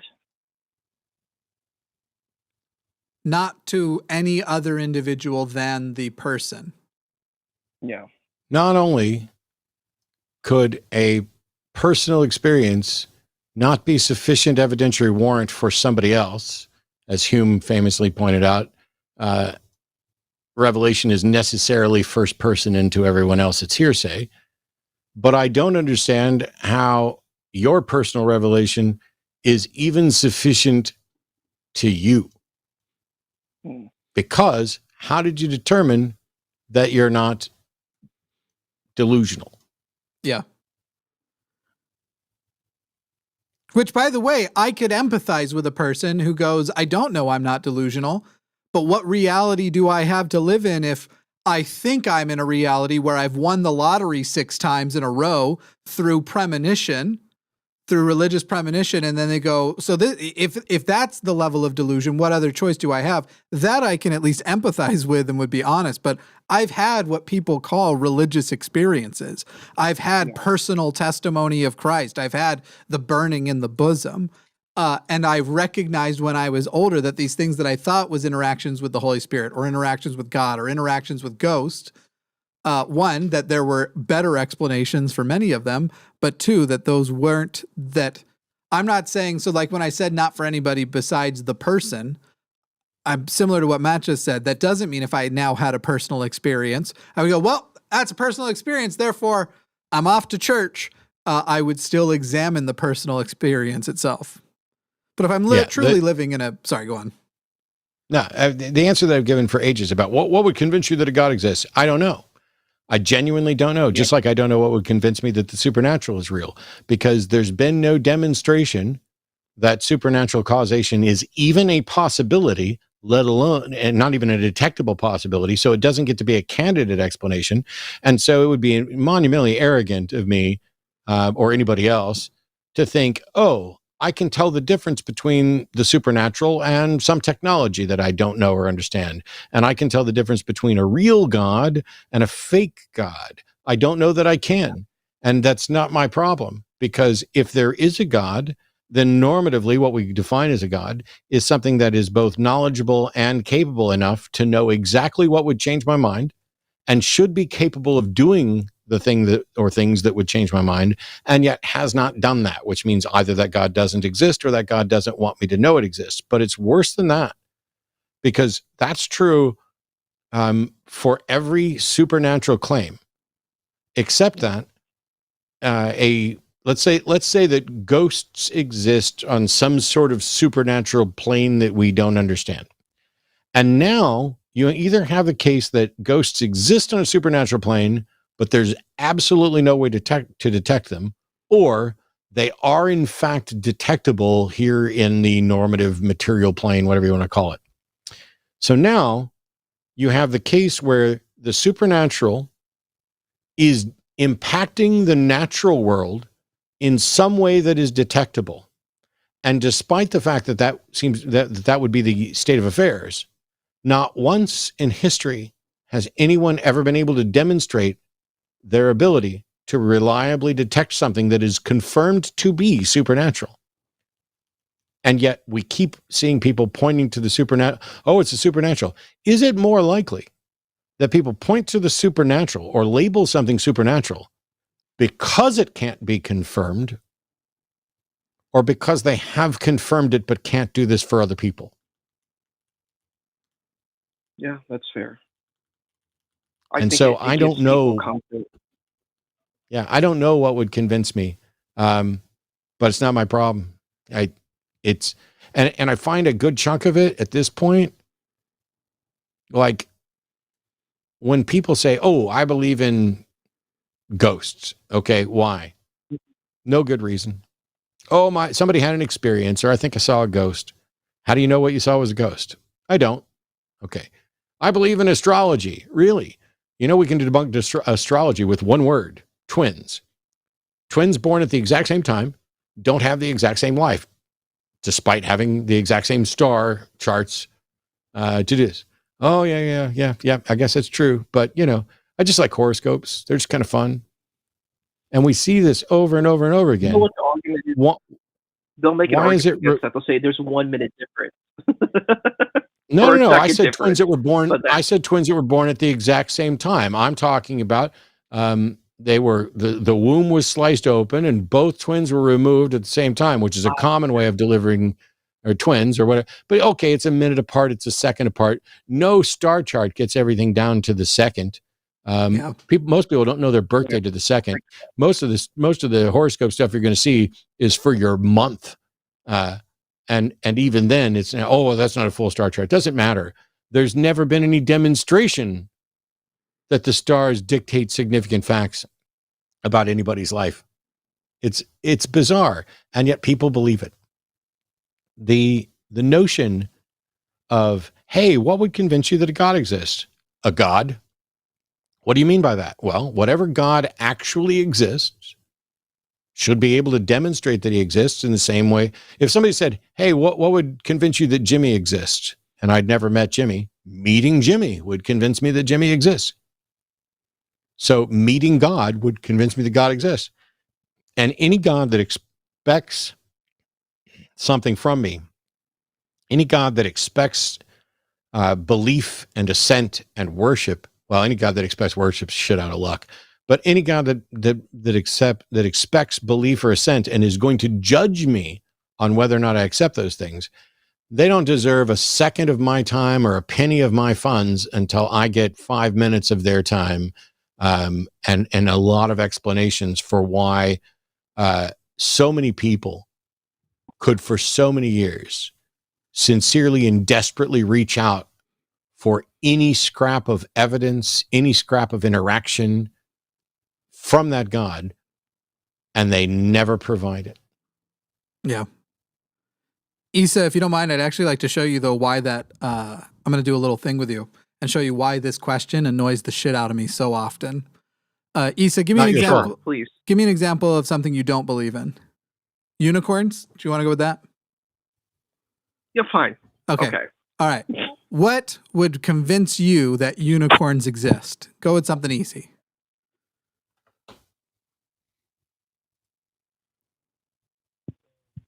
Issa, did you hear me?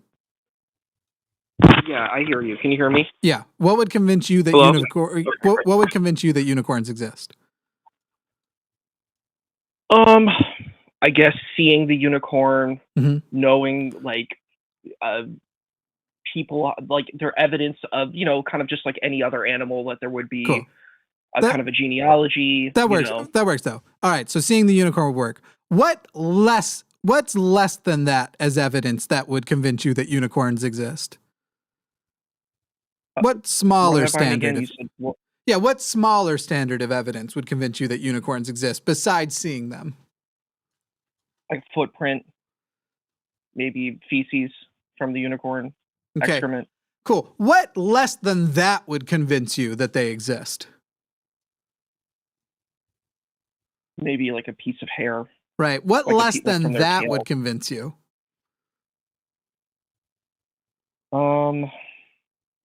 Maybe like a cell of the unicorn. If Okay. you could like have like a piece of cell that you could investigate. Cool. So far, physical things every time so far. What less than that would convince you? I guess if I, maybe someone saw it, like hearsay. Okay. I don't know if I fully believed it, but I would give it maybe a chance to hear it. Someone brought it up and said, I saw a unicorn. Sure. That's pretty bad. We're going with what would convince you. So that's not what would convince you, but you would at least, I guess, put that on a list of possible things that could exist, right? Possible. So not that. Yeah. So not that. Don't, because that's unicorn atheism. What more than that? What more than the atheist position, but less than having a cell to study would convince you? If you already get the point, you're welcome to share. You're welcome to tell me. Yeah, I guess it's what you're saying. Basically, it's if you keep reducing it, like no, it's not. It's not even if you keep. Is there anything? This is what people are asking every time they ask this question. Because obviously when they call in, they know physical evidence, empirical evidence, evidence by which we study the normal world around us, evidence by which you, even a person who claims to believe in a God, would accept something else as true. You know what you didn't say, Issa? Some sort of word problem. You know, the universe necessitates unicorns because A, B, C, D. You don't say any of that. It's literally you wanted all of your things, even as we got less, were physical. And then so people are calling in and basically going, what type of evidence that we're not pretending we have physical evidence. We're not pretending we have empirical evidence. We're not pretending we have scientific evidence. So all those are off the table. What less than those things could you conceive of that would convince you that God exists? And we sit there and go, well, we don't know what less than those things. We know what standard it could live up to, but we don't know what standard it hasn't lived up to that we don't know about yet. And in reality, they're just asking, what less than skepticism? What less than empiricism would you accept? What less than? And they don't have evidence of those things either. And if anything, I think what they're often trying to do is get you to, in the experiment, trying to come up with something, say something that they can then say, oh, I can fill that. And now, because you desperately tried to come up with an answer, I've come up with something I say suffices for what you just said. And now if you don't believe, you're just closed-minded. You just don't want to believe.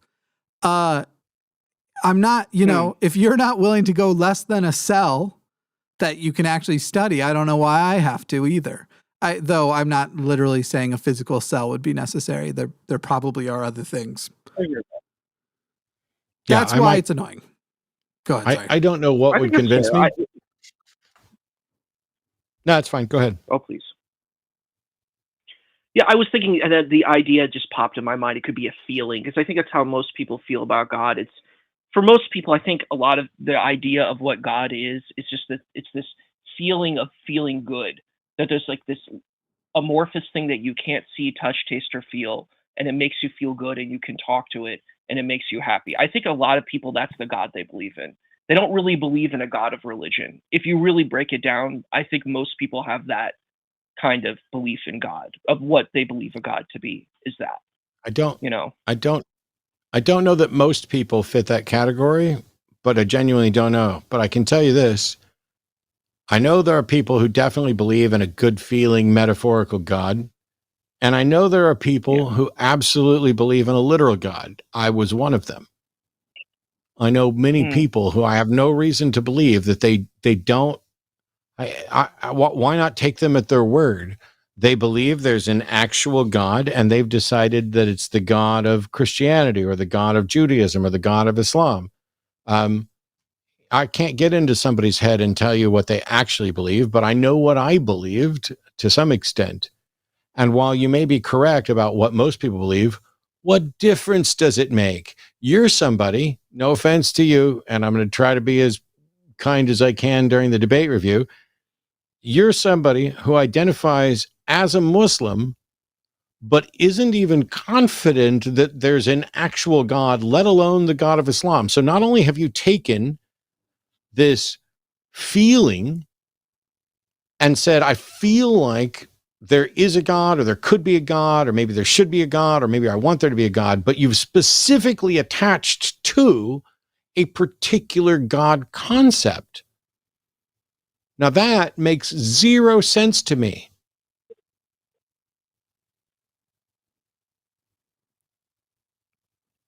I have a thought, but it will offend Issa a little. It's okay. Okay, Issa, here's what I worry about, because I know about these people. You seem nice. I'm sure we would get along. There is strangely this phenomenon that happens where people either seek out groups or are members of groups that then try to ingratiate themselves to a group of people who are usually opposed to it. We often refer to it as trying to be, quote unquote, one of the good ones. And they seem to get some sort of rush from it. Now, I'm not going to claim that I know that this is true of you. However, I will say, if somebody asked me, why would someone who exactly resembles Issa exist, I would put that in one of my top candidates, that there is something about being one of the good Muslims amongst atheists, amongst people who are progressive thinking or something, that feels quite nice. That feels, again, without making presumptions, you call often, and I've thought this basically every time, that I worry we're talking to somebody who's in this to be one of the good ones. So like I said, you might take a little bit of offense to that. You might, whether it's true or not true, but I just wanted to put that out there in case it's something that needs to be said to you for you to consider. And maybe that will change some, I don't know, maybe it would cause some introspection. I could be completely wrong, but I wanted to finally say it because I've thought it literally every time. Well, I'm glad that you shared. I think that's a fair point.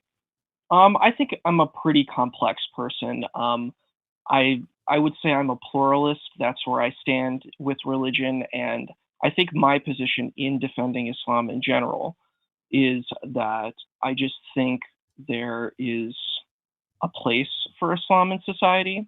I'm not saying it's perfect. It's not saying it's great. I'm not saying it's wonderful. But that's basically it. I think Matt and I think there's a place for them because we have no other choice. Like, of course that they exist in society. Of course that's not a meaningful thing to say, bud. Sorry, I'm trying to not get heated. I think there's a place in society for people who drink coffee, but that doesn't mean I'm an advocate of drinking coffee, and I definitely hate coffee.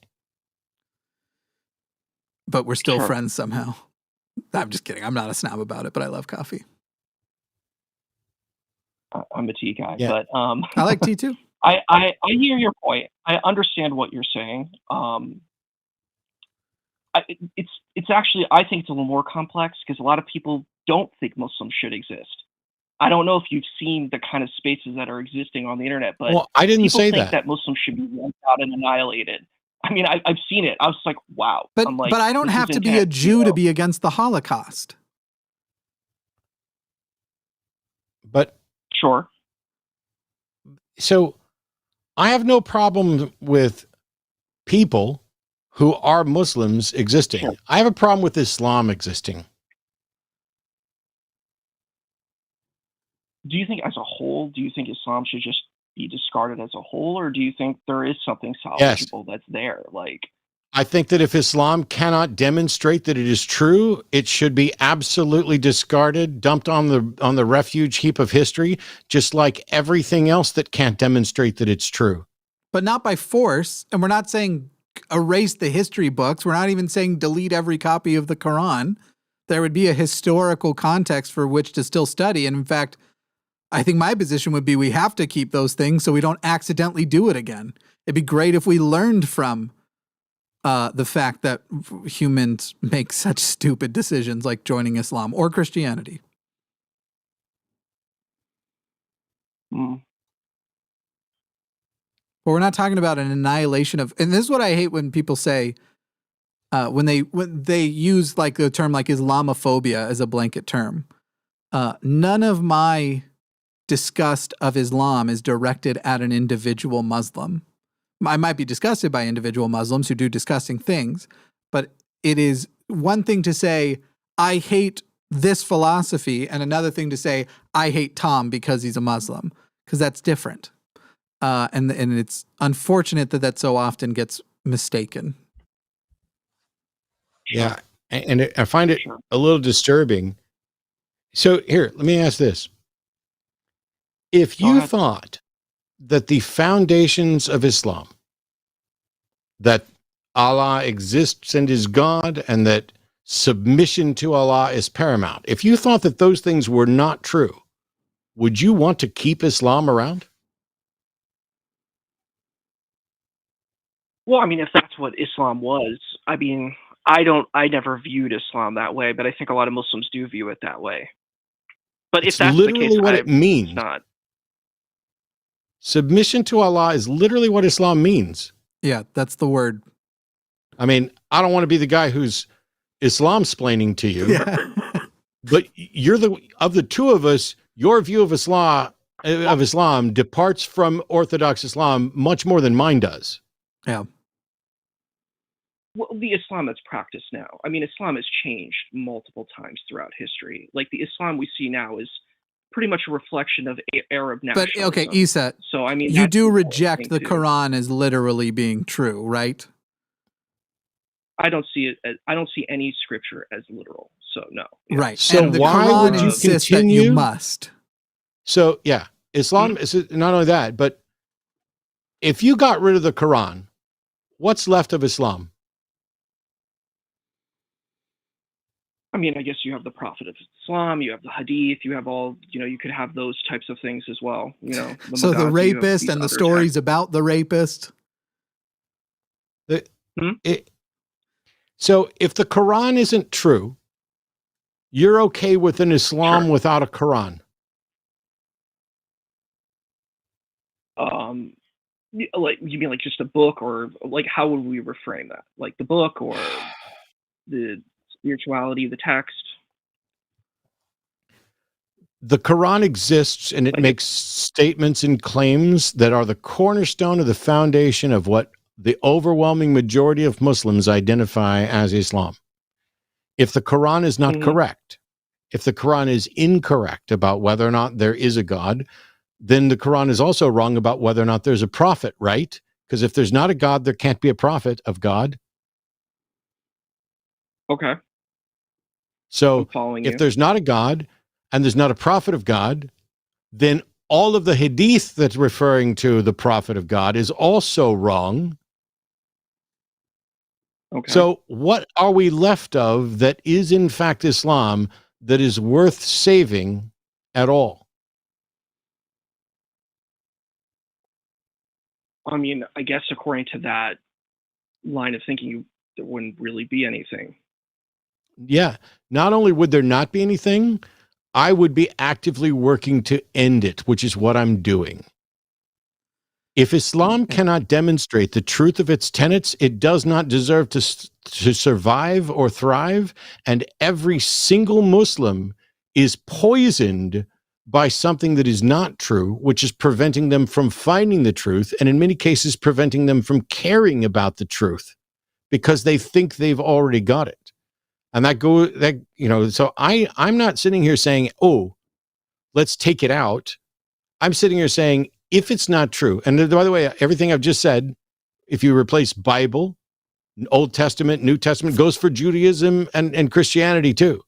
I want them gone if they cannot demonstrate the truth of their propositions, because if they can't demonstrate the truth of their propositions, then they are unworthy of belief or adherence, and they are nothing but a stumbling block to human progress. Because right now, you and I can't agree on some things, even though you and I agree on many things. There's going to be something that we can't agree on that's going to come down to the Quran. And even if it's not me and you, it's me, and put me in a room with 5 Christians, 5 Jews, and 5 Muslims. And how do we solve our disagreements? I got Daniel telling me that it's all about intuition. I got Daniel telling me it's about intuition. I got you saying you think there's something of value to be saved. I don't give a fuck. The core tenets of all of these religions have failed for thousands of years to demonstrate any of their beliefs about the supernatural or even about humanity's relationship to the divine failed to demonstrate that any of those are true. And yet we know that good chunks of them have been demonstrated to be false, and they conflict with each other. So they can't all be true, but they could all be false. Yeah. Until somebody points to something and says, here is a fundamental principle of one of these religions that is true and valuable and only exists as a part of that religion, I don't see anything worth saving.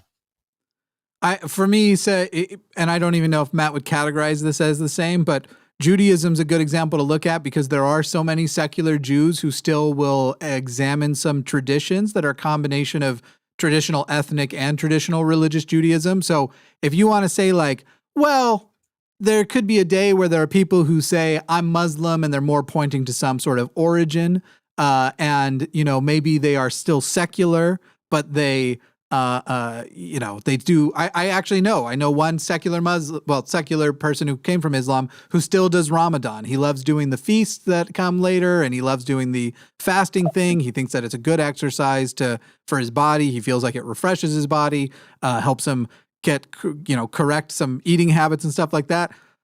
All that I'm fine with, but literally we're not talking about anything that is substantial to the religion itself. I'm still gonna give people Christmas presents on the 25th of December this year, probably.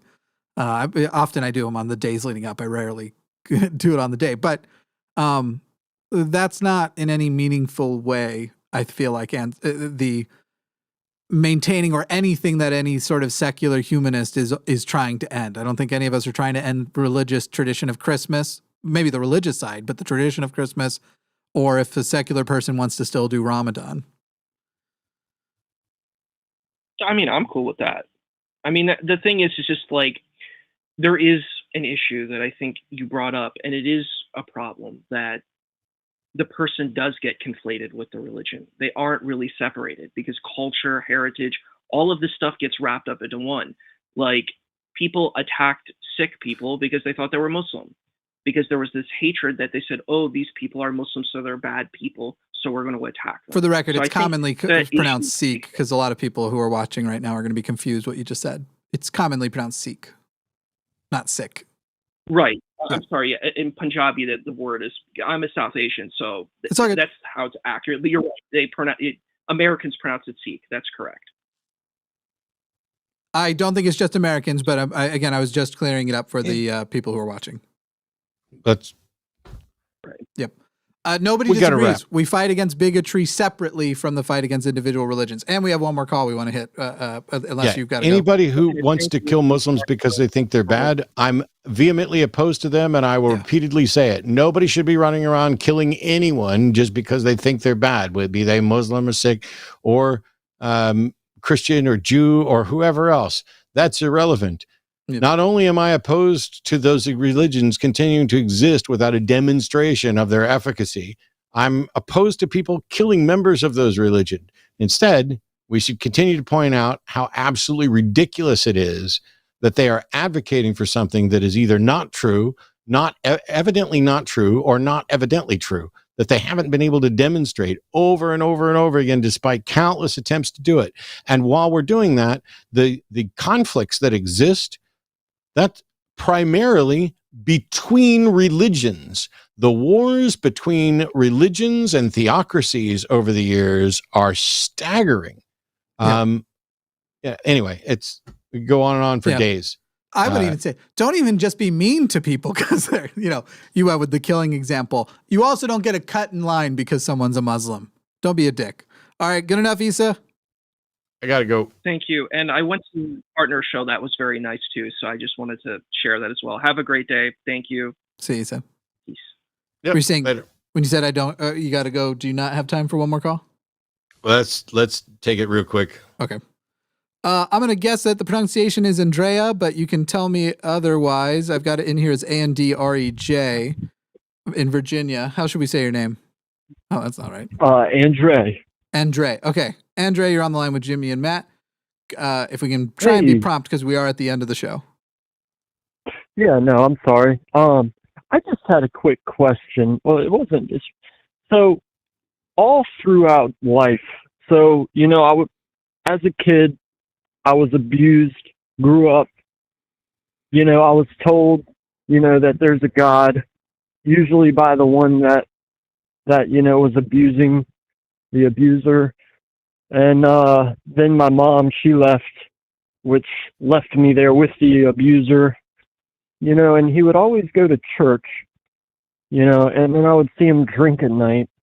And my question is, but then my grandmother started talking about free will and, how basically what I'm getting at is if we have free will and God, but yet, you hear that God is there for you and God intervenes in things. Well, wouldn't that mess up the free will? Wouldn't that alter the outcome?